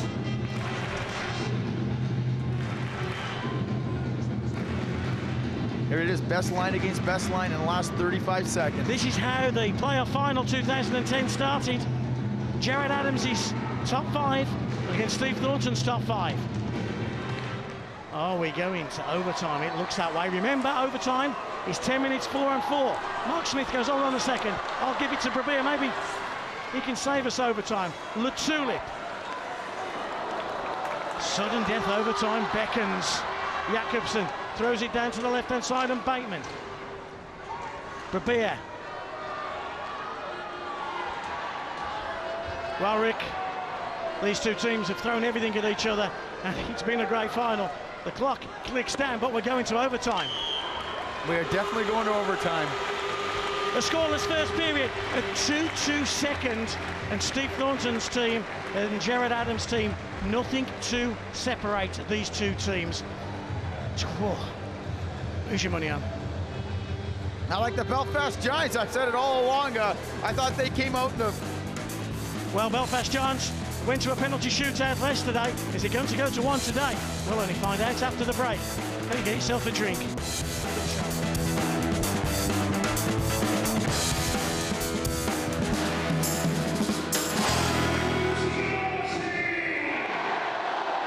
Well, they're hoarse. We're almost hoarse. What an atmosphere inside the NIC. It couldn't be separated over 60 minutes. So now we have 10 minutes, sudden death overtime, 4-on-4. Wow. Well, this doesn't get any better than this. What this does, the 4-on-4s, is open it up to create more scoring chances that hopefully we don't have to go into a shootout and we can get a winner. If we go 10 minutes without a goal, we go into a penalty shootout. 3 players from each team have already been chosen by their coaches, and they will just keep going round and round until we find ourselves a winner. Here's Cook to Jakobsen. Jakobsen will love 4-on-4 because he skates so well. Actually, both of these teams skate well, so it's ideally suited. Swez, Shields. But again, it's going to be tense, isn't it? Nobody wants to make that mistake. No, nobody wants to make mistakes. The key to playing 4-on-4 today, right now, is make sure your guys are out there for 20, 30 seconds, tops. You don't want to get out there tired. Then again, who wants to be the hero? Who wants to go home with the prom queen? Yeah, everybody wants to. Everybody wants to go home with the prom queen. Everybody wants to be that guy, and that guy will be the guy who gets the winner. Here's Latulip, goes rink wide. Is it going to be Jarvis's turn? Hill drives the net. Here is Hill, shovels one on the backhand side, and Murphy covers up as Latulip cuts across him. Big Phil Hill, strong as an ox, and Murphy makes the save. What I love about 4-on-4 hockey is you watch the defenseman now jump into the play. If there's a turnover, they're going to jump in and create an odd man situation, so we're going to have tons of 2-on-1s and 3-on-2s. And we've got players on both teams. Jarvis is going to do it for Cardiff. Jakobsen's going to do it for the Belfast Giants. Oh yeah, they're going to jump in the play every chance they get. Ron Finnerty, he wants to be a hero, I'm sure. So does Chevrier. Throw one at the net. Awada picks it up. Good pass by Awada to Chevrier. Chevrier is just in a different player. Third period, he's been outstanding. Michel off the glass, doesn't get it out. Davy Phillips. Oh, nice play, Davy Phillips. Here we go. Wall shoots just wide. Big opportunity, the best opportunity in overtime already. A 10-minute overtime. We're used to playing 5 in the Elite League. It's 10 as Miller comes down the left-hand side. Finnerty wants it. Still with Miller.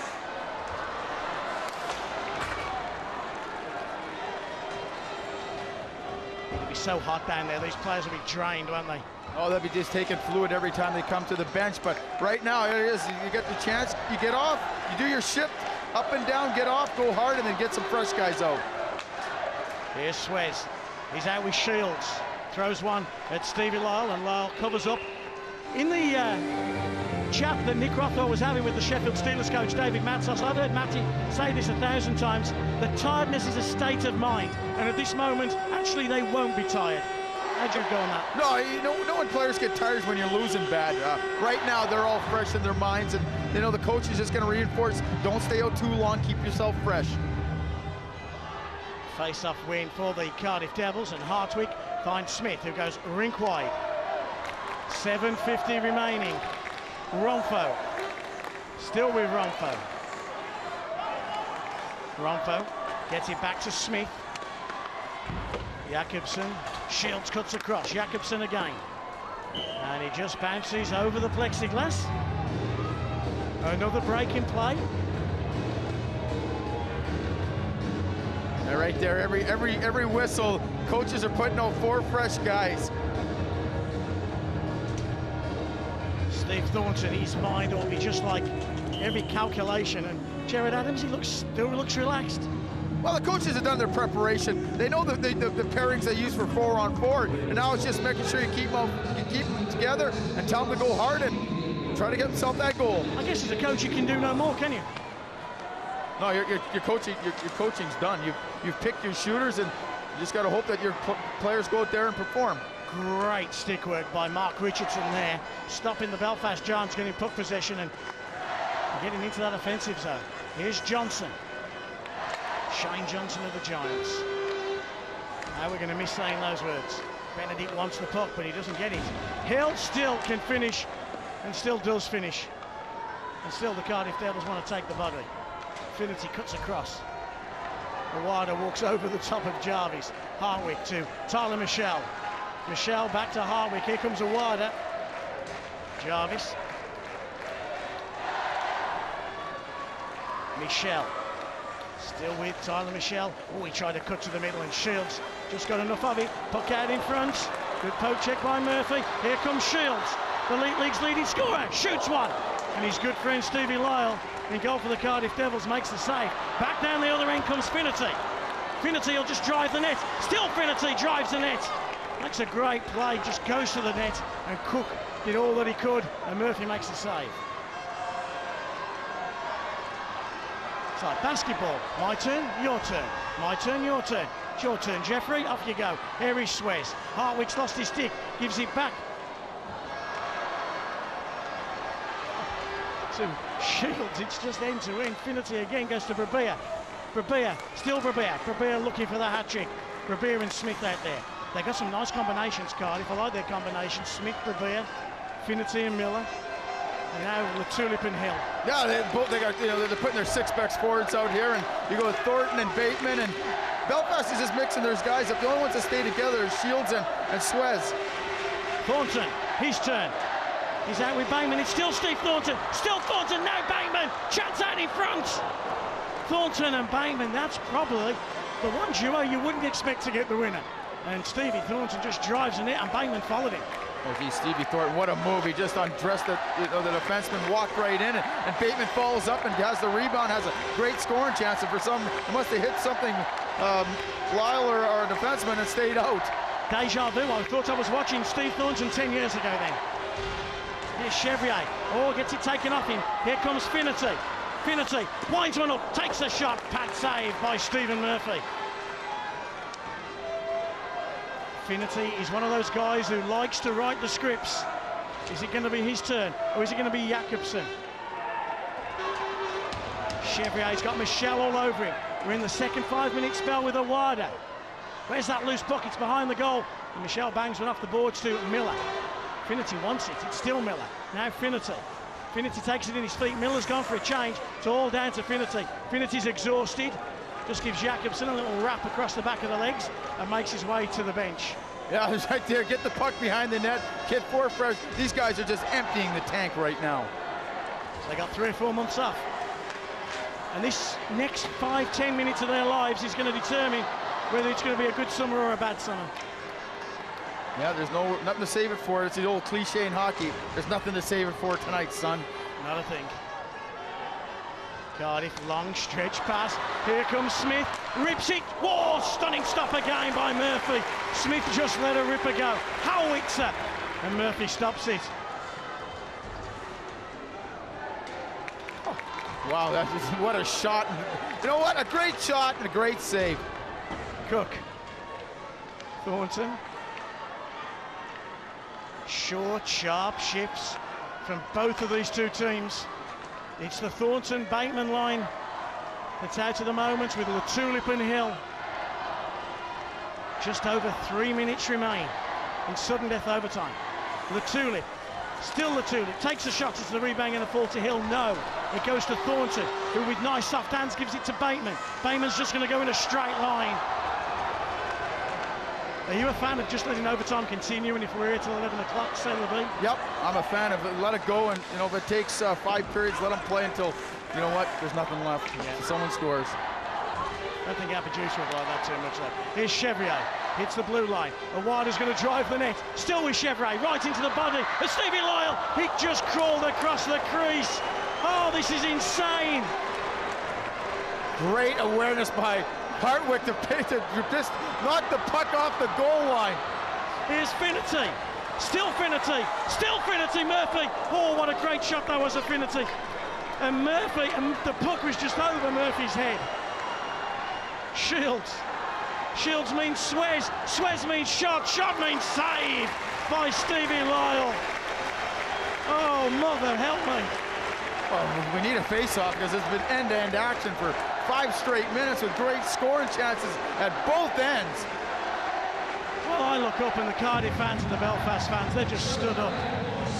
And they should, because look at the kind of effort that the players are putting in here. Great individual effort by Finnerty, just going hard at the defenseman, beating him, and then just taking the puck to the net. Right here, just take the puck to the net. And there's Murphy with a great poke check. Great poke check. Both these goalies have used the poke check to their advantage. I think, I don't know what's happening, but the Belfast Giants are asking for something. They might be asking for video replay, but I don't think so. Because we are using video replay for the first time in the history of British ice hockey. It is indeed. And I don't think we saw anything there, did we? No, we definitely didn't see it go over the line. They asked the question. Steve Thornton, he's got Benedict, who stands up now and has a look. He's got Chevrier to his left, but it's the number 1 guns. It's the player of the year, Chevrier, and the best player, sorry, the best player of the year, Shields, and the best player in the league, Swez, for the Belfast Giants. You can't put out a better duo than those two. No, the Cardiff answers with Berbier and Smith. It's like a game of chess. Here's Jarvis. And I look down and there's Jakobsen. They just even each other up, don't they? Yeah, there's quite a few all-stars out there right now. Every single one of these players have done their duty. Final 2 minutes. Here's LaTulip, goes one-on-one. Still Jay LaTulip. He's going to take the shot. Cook. And just another big hit.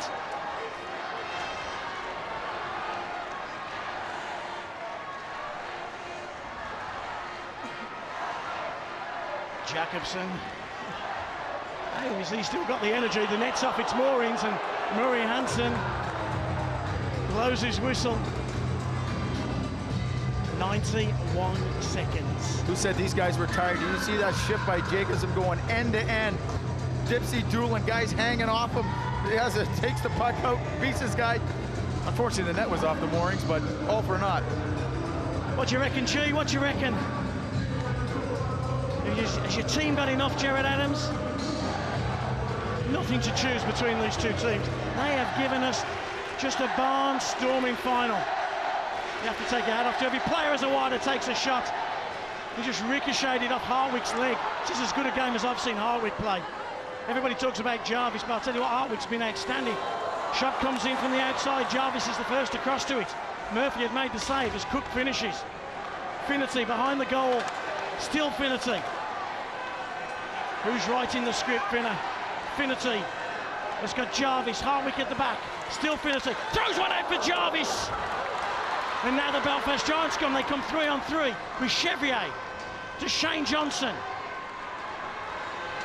What a fairy tale ending that would be for Shane Johnson if he was to just dig one out of a corner here and shovel one past Lyle with less than a minute left. Oh, we're going to penalty shootouts. I have a feeling we are, Rick. Yeah, unless something happens in the next 40 seconds. Shields, maybe to Suez. Here's a guy who can do something out of nothing. Here is Suez. Still Suez. Oh, what a play by Romfo. Now Jakobsen. Is he supposed to be a defenseman? He certainly is. Brabia. Max, you got 23 seconds. He gives it to Smith. Smith shoots. Denied by Stephen Murphy. You gotta be kidding me. End-to-end stuff. Hey, this was hockey's all about. We said it's the world's fastest sport and exciting. We're getting our money's worth tonight.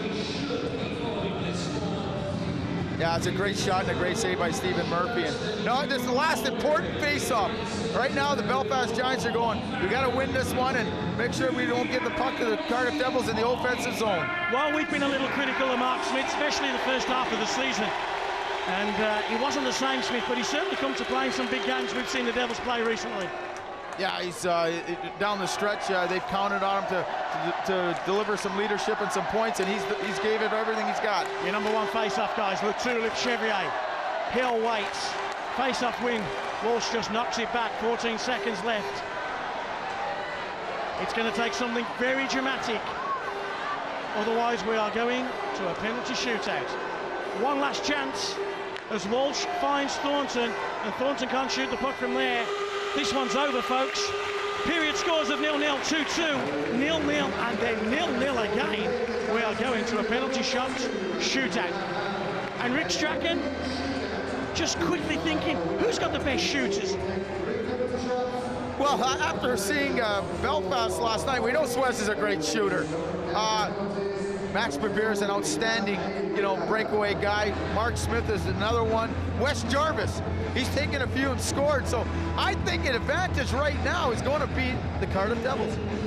We see the Zamboni come out onto the ice now. He's clearing just the 2 or 3 lanes, so it's clear ice for the shooters to skate in. They're not going to have to go over the bad ice in a playoff final in a shootout.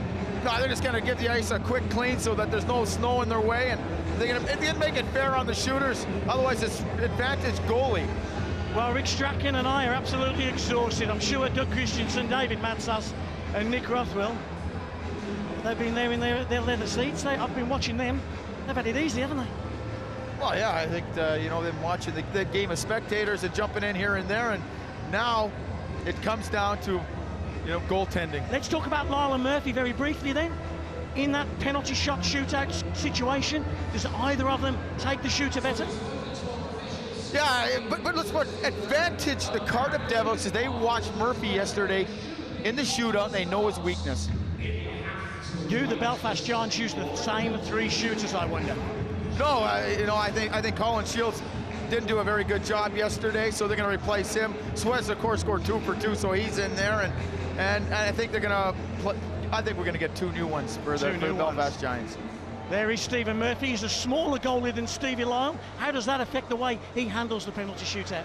Well, he's going to come out very far to cut down the angle. He's not a big goalie, and he's going to back up quick if they dig. So Stevie Lyle, on the other hand, the old-fashioned stand-up goalie. And I've played with Stevie Lyle, and he is a great one-on-one goalie. Well, that's what Rick Strachan and I think. I wonder what Doug Christensen, David Matsas, and Nick Rothwell think. Back to you guys in the studio. All right, Dave, I'll ask the boys. What do you guys think?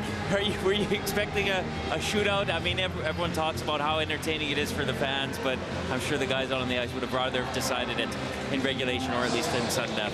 Well, for most of us, it's a North American sport, and that's the way they decided at home through overtime. But shootout, it's got to end somehow, and I think it's great for the fans. It's a wonderful spectacle, as I'm sure everyone will see, because everybody's standing for the rest of the night.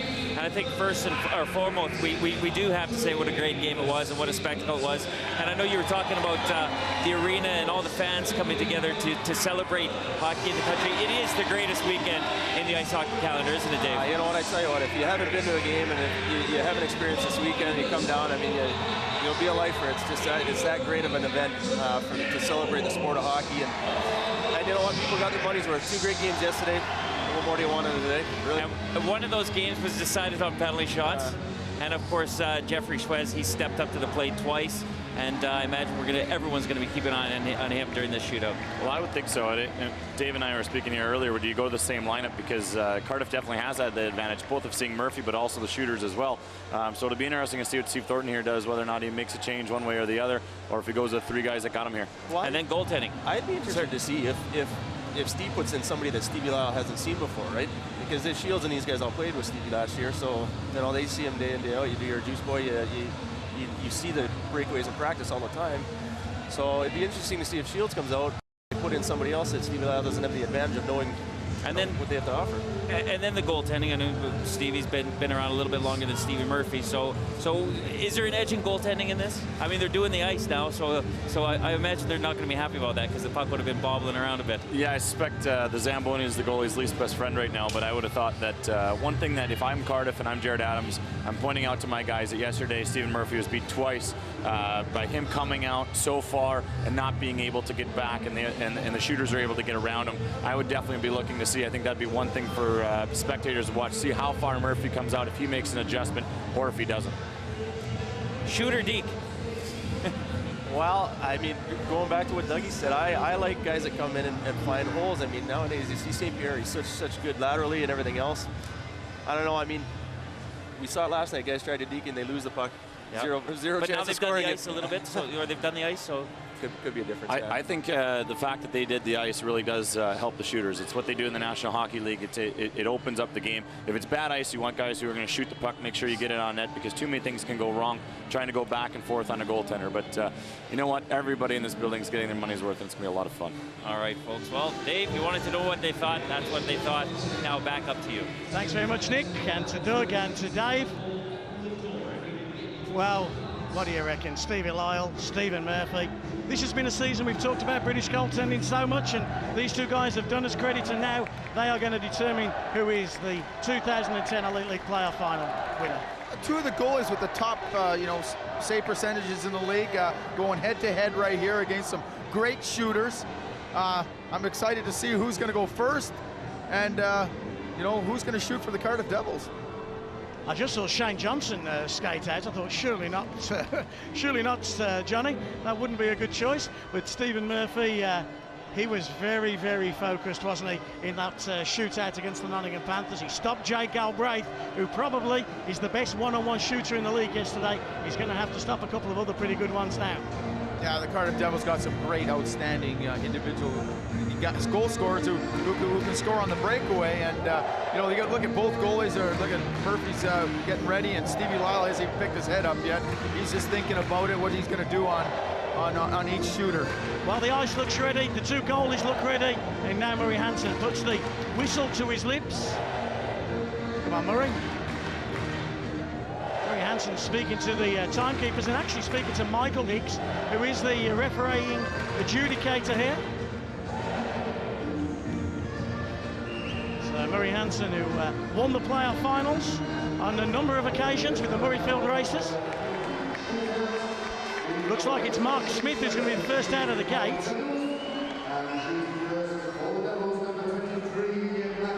But it's not, it's his line mate, it's Max Brebeer. So Max Brebeer will take the first shot, and that will be against Stephen Murphy. Any surprises there? I don't think so, do you? No, I've seen Max Brebeer take penalty shots before, and what he's going to do is he's going to go low stick side. There's your prediction. Left-handed chop Brebeer over the blue line. Brebeer versus Murphy hits the post. Didn't go low stick, but he hammers off the post. Now it's the turn of Jeffrey Schwez. Took to this Right there, he just shoots the puck quick. He catches Murphy going backwards and beats him cleanly, but it hits the goalpost square. Is it a shock that Chevrier takes the first penalty, not Suez? I'm at the, your best guy goes first in case you have to go to sudden death. You have to shoot the fourth time. Because, folks, if these three are even at the end of it, we go again. Here's Chevrier. Chevrier versus Lyle. Chevrier pulls a move. Oh, it was wet and it just ran off his stick. Yeah, we heard Matt Sauce and Christensen saying we like guys who shoot because you start stick handling. You start stick handling, it rolls off your stick, and right here, he didn't even get a shot on goal. Well, you don't very often get a defenseman take a penalty shot. You've got one here. Here's Wes Jarvis. Can he add to his tally? Jarvis versus Murphy. Jarvis shoots. Shoots wide on Murphy. Never looked like scoring, did he? Didn't have that confidence, that body confidence. No, he didn't, and right now we got a defenseman going for the Belfast Giants. So it's Walsh who will take his shot. Here's Walsh. Here's Walsh. Walsh versus Lyle. Walsh pulls a move, shoots. Lyle denies. So, two shooters apiece. Here comes Mark Smith. He's a shooter. He's like Max Berbere. He's going to pull it back, and if he sees an opening, he's going to shoot hard. So Jarvis has missed, Berbere has missed. What about Mark Smith? Smith versus Murphy. Smith shoots, Murphy denies. Murphy makes the save. This to win it for the Belfast Giants. Well, this could be a, even a Cinderella story. You call it what you want. Here's the guy that kept them in it last night, won it for them last night, that has the chance to end it. Who writes the scripts? Is it Jeff Suez? Is it Stevie Lyle? Lyle out of his goal. Suez to win it. Suez pulls a move. Lyle denies. Oh. Wow, that was a great move by Suez. He had Lyle going the wrong way right here. And this rolls off his stick. Stevie Lyle is going the wrong way. Max Berbere, now a sudden death. So Berbere, can he put more pressure? Berbere versus Murphy. Berbere, patient. Oh, what a stop, Stephen Murphy! Outstanding, Stephen Murphy. Right here, Stephen Murphy, he just dives over and gets it at the last moment. Great move by Max Berbere. Evan Chevrier, do you want to be a hero? Do you want to go home with the prom queen? Here's your chance. Lyle versus Chevrier. Chevrier shoots, he shoots and scores, and he wins the 2010 playoff finals for the Belfast Giants. What a way to win it. What a finish from Evan Chevrier, top shelf. That's just a great shot. He comes in, just waits and fires one. High glove side. That's a beautiful shot. They're the champions. Well, with every champion, you can't say the word loser, you've got to say the word runner-up. And what a great performance by the Cardiff Devils. Poor old Stevie Lyle on his knees. But the playoff final's all about the winners, and look at the joy, the celebration, the emotion at Evan Chevrier. What a way to win it. Yeah, it's a great way to win it. You got to congratulate the Belfast Giants. They battled the Coventry Blaze all season for the league title, and finally they got the playoff trophy. Stevie Lyle, who stopped so many great chances. He stopped Suez. You just saw Jared Adams looking to the stars. But Stevie Thornton wins his first playoff championship. He's won a knockout cup. He's won a challenge cup with the Belfast Giants. Now, after losing out on the league, he wins a championship. And Stephen Murphy, what a year for Stephen Murphy. And what a stop he made just moments before of Max Berbere. That was just he's had a great year from start to finish, and what a fitting way for the guy, the young British goalie, to come out there and win themselves a champion. I think we're going down to Nick Rothwell. But no, I thought we were going down to Nick then. But it's this young Kevin Phillips. He's one of your protégés. Yeah, young Kevin Phillips. I had him as a 15-year-old in Hull, and I've just watched him develop, and what an outstanding game he's played. Well, there's no better moments now. There's Todd Kelman out on the ice, being lifted by Jeffrey Suez. Brad Voth, the bridesmaid again for poor old Brad Voth. And it wasn't to be for him tonight. And he's lined did such a great job earlier. Oh, I thought the Cardiff Devils went out there and they played an excellent game, and it just, came down to penalty shots, and it's a bit of a lottery, and unfortunately they lost. Well done, Steve Thornton. Congratulations on your win. So tough as a player, coach, but yet, and he played very well, Thornton, as well. He led his team today, didn't he? That's the best game I've seen Stevie Thornton play all year, and for a guy with a bad hand, he was out there just getting gritty and being strong. Hey, the new and the old, young Peacock just starting his hockey career off, winning a championship, and Shane Johnson, one of our favourites, ending his career as a winner, as a champion. Yeah, he's won a lot of championships in his career, but this is the one he'll remember, the very last one. And the game winner, Evan Chevrier. Let's see it again. To win a championship. All right, he just comes, he waits and waits, he pulls it back. Oh, it's just a beautiful shot. High glove, no chance for Stevie Law can do nothing, can he? No, he did everything. He gave his team a chance to win tonight, and unfortunately it came down to a penalty shot. You know what? That is a gorgeous way to finish a playoff final. And it was fitting that it was such a sweet finish to end such a fantastic game. Yeah, it was a great shot, and Evan Chevrier came down, redeemed himself. He didn't even get a shot on the first one. He fanned it, and the puck rolled off a stick, and he get a second kick at the cat, and he buried it. Well, the handshakes continue as you watch the celebrations as Evan Chevrier wins a championship for the Belfast Giants. Steve Thornton goes and shakes the hands of the Cardiff Devils. Of course, Steve Thornton started his British career as a player with the Cardiff Devils. Yes, he was a long-time Cardiff Devil, and he was a hero there when he played. Were you on that team? I played 1 year with him there. 1 year with him. Well done, Steve Thornton. You can see the way he shakes his hand in that funny way. That's because he's got such a badly damaged hand from that year in Basingstoke.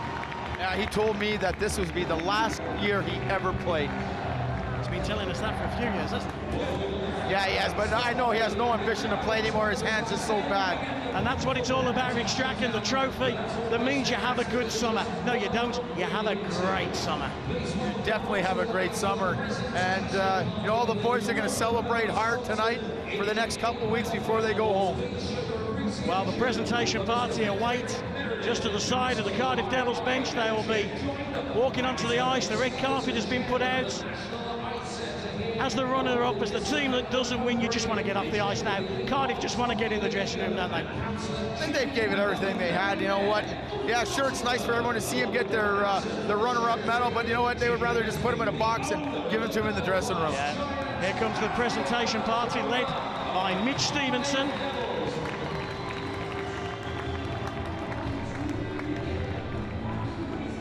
The Belfast Giants are added to the list of the Elite League champions. The Sheffield Steelers, the 2020 champions. The Nottingham Panthers, the Challenge Cup champions. The Coventry Blaze, the league champions. And now the Belfast Giants are the 2010 Elite Ice Hockey League playoff champions. Eamon Convery, the chairman of the Elite Ice Hockey League. Stand out there with Mitch Stevenson. Andy French brings the champagne. Frederick Meredith, there's an old face, the British representative on the IHF Council, the International Ice Hockey Federation Council. Good to see Meredith here at an event like this. Yeah, it's great for Fred to come out and celebrate hockey at the highest level in this country. He's been involved in the game for many years, and you said the champagne. There ain't a party until the bottle has been popped. Max Berbea picks up his award, a Man of the Match award. I'll tell you what, Dave Matzos, Doug Christensen, Nick Rothwell, I don't know what you've got to say about all this, but a great feeling to be a champion. Thanks a lot, Dave. Yeah, boys, right now, there's only one team out there that want to be receiving their medals. Cardiff Devils getting their runner-up medals, and I'm sure they just want to get off the ice and clear on out of here. Oh, I think you're right, and I know it's not the best way to finish it. And you certainly watching the game, you can build a case for either team. Both sides penetrated the offensive zone. They were both, quite stingy defensively, so it could have went either way. And you know what? That's what a shootout is. It's a lottery. Doug, we saw that replay of Evan Chevrier Poirier's goal, and what did you say? What did you call it? That's a man's goal. Yeah. That's a man's goal. He came in, he made no mistake, and to add a little bit of drama to that, they were former teammates last year, and maybe he saw something in years past, but man, it doesn't get any better than that. That is right there. That's how a man wins a championship. Perfect. It's perfect. It's absolutely perfect. And you know, from my standpoint, it's a tough way to lose in a shootout, but as Dave Sims said, it's a pretty exciting way to win. We were looking at the rotation of the penalty shooters, and as soon as Belfast missed that, Revere missed that first one, you thought that the edge was going to go Belfast's way. Yeah, you almost did. But then you looked at the order, and I thought Suez was the best penalty shooter last night. I probably would have put him to start because you get into that sudden death. You know what? He's going to get 2 shots at least, you know? Yeah. But you know what? Proved my theory wrong. Chevy did it, so you know, Chevy scored a big goal for them. And we talk about it again from the players' perspective. It's not a way to win a championship, but the fans here, they have been treated to one heck of a weekend in hockey. Well, you know what? That's the absolute phenomenal thing about this weekend is the fact that you have so many fans from so many different organizations, different countries, all coming together and enjoying it. And I think all 4 teams that played this weekend played exceptionally well. I thought the refs did a good job as well, and I think that the Elite League should be very, very proud of this event, and Belfast and Cardiff should be very proud of their performance today. Cardiff getting their runner-up medals, and as you said, they should be very, very proud. But Dave, you know, you've seen a lot of sport in this country. Have you ever seen a sport like ice hockey where fans could come and sit side by side from opposing teams and have a pop and a hot dog and get along so well? No, this is one of the beauties of sport, and I know that football, there is some bad blood between rivals and stuff like that, but I mean, this is a celebration of the sport this weekend. People come down, have a great time, they socialize, you know, exchange numbers, emails, whatever it is, and everybody's here. You look at it today, it's not the 2 teams on the ice that have the support here. I mean, they've got support from all 8 clubs here. There's jerseys from every club here. Everybody has such a great night tonight. It's there's a few flags waving around from the Brayhead clan. There are, and that's exciting about a new team. But what Dave was saying there about fans from all over, it's great to see the little rivalries that go on. For example, Dave Matos' team, their fans, a bunch of them have signs saying on loan to the Belfast Giants. You know, and it's great to see the rivalries and the groupings of fans, because this really is a wonderful event, and I think Andy French and Eamon Convery do a wonderful job. Now there's an award going out here. Jared Adams stepping out on the ice to get his medal, and the Cardiff Devils doing their lap of honor, and everyone respecting them. They, you know, it just doesn't get any close to this. It's heartbreaking for these guys. Well, you know what? They should be proud of their season, but I can tell you there's nothing that Jared Adams can say that's going to take away the pain that those guys feel right now, and a lot of them are going to have a long night this evening, but they should be very, very proud of how they competed and how they performed this last 6 weeks, 8 weeks, because they were a great hockey team. And the Belfast Giants now are getting ready to pick up their awards. Dave, you've been here in this position. What's it feel like? You know what, it's special. I mean, it's definitely a buzz. Dougie was saying even before, you know what, he was kind of nervous just getting the buzz going before the game. You can imagine what it's like being on the bench and actually a part of it. But you know what, you got two sets of teams out here. One's on the highest high they've been on all year. The other one's probably at the lowest point. But that's the way the game is. Somebody's got to come out a winner. Well, I'll tell you one thing. I think Todd Kelman and Steve Gordon, they've done a great job. They've won 3 trophies in 2 seasons. They finished second in the regular season this year, going into the second to last game of the regular season. They had some phenomenal players. A lot of them got individual awards, but they've had a heck of a year, and I think it's fitting that they won today, because they are a heck of a team. Okay, well, it's time now to head back upstairs to Rick and Dave for the trophy presentation. Dave? Well, I tell you what, just to the right of Frederick Meredith, there's the guy in the black jacket there. You'll see a grey-haired gentleman in his beige top. And without him, there is no Belfast Giants, is there, Extracker? Jim Gillespie is the man who's funded that team in Belfast year after year, and no man deserves to be part of a winning franchise more than Jim Gillespie. No, there's no better feeling right now for him. All the money's invested in the club to basically hand out the medals to his award-winning team. And you can see what the players think. Graham Walton, Cook, they all know that Gillespie has been a major part of it. I know it's about the coaches, I know it's about the players, but you know what, when a guy puts £1 million in, that's a lot of brass. And well done to everybody. Mark Morrison, one of the local lads in Belfast. Georgia Wilder awaits. Benedict, who won the Man of the Match award for Belfast. Oh, we just love him, don't we, Benedict? He was outstanding again today. He's all about being a hockey player. Is his hard work, stops and starts. There's no shortcuts. He never takes a shortcut out there. North, south, we love him as a player. Yes, and Steve Thornton gets a hug off the owner. That means you're coming back next year on a new improved contract. It's what it always means. Then Bateman gets a hug as well. The last man standing, though, for the Belfast Giants, the last man to pick up his winner's medal is Shane Johnson, the man who's been with Jim Gillespie since day one. Yeah, he's been an ambassador to the, to the team of Belfast and all the hockey fans. He's done a great job for him, and what a way to end your career. It is indeed. Shane Johnson gets the applause. The trophy is handed by Andy French to Eamon Convery. Andy French hands the trophy to Eamon Convery. Eamon Convery will pass it to Colin Shields, the Elite League Player of the Year. Receives his award.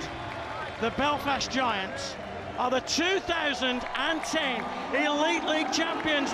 Go and celebrate Colin Shields. Go and celebrate the Belfast Giants. You are the champions.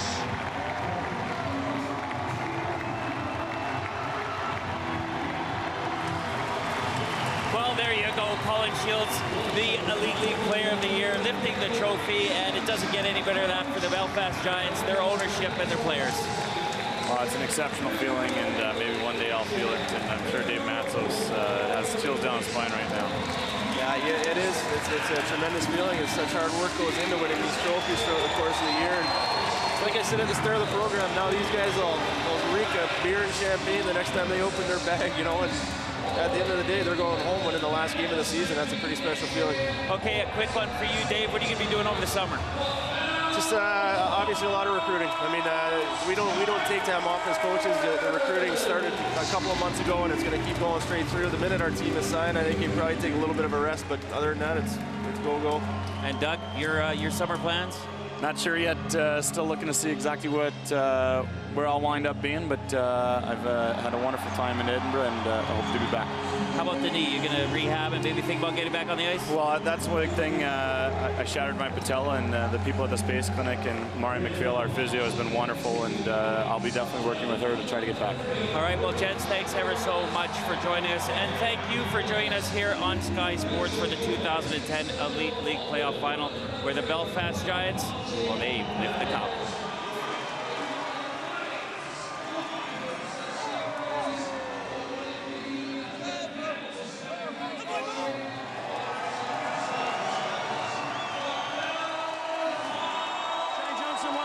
To end a career, what a way to win it. Fantastic, I mean, there's just no other way to lose or to finish the season off, yeah.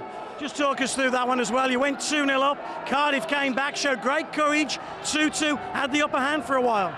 They're a good team, they deserve to be here. We were up 2-0, but we knew the game wasn't over, and they didn't think it was over, and so both teams just, butted heads, and we're fortunate enough to get the result at the end. The emotion.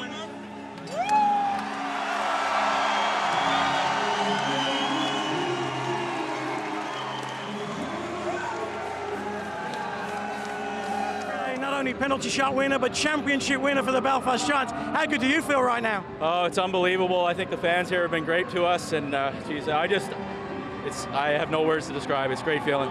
Okay, the first penalty shot doesn't go well, slides off your stick. Second one? Well, first one, I think I just got a little tense. It's a crazy atmosphere, and then I was glad I got another chance. Just kind of came down. I knew I beat Stevie before above the glove, and just fired a shot, quick release, and beat him. And explain the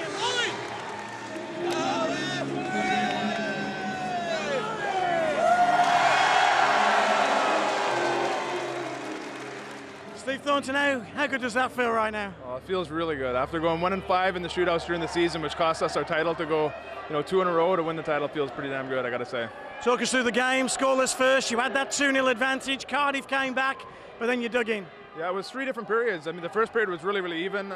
Both teams didn't get too much away. The second period, we were just on our heels. We had a couple guys going, a couple guys watching. Thank God Murph was going, because they had some great chances. And I thought we grabbed control again in the third and overtime. I thought we had more chances. We were pressing forward. yeah, that's the way the game went for me. Coaches have to make decisions. You changed your shooters. Obviously, you kept Suez. What a choice that was to keep Bevan Chevrier. Yeah, Chevy scored twice in Cardiff on Stevie.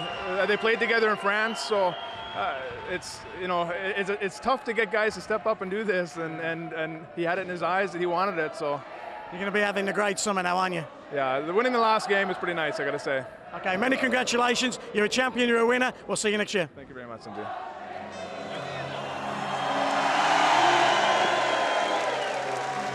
We'll see you next time. Have a great summer.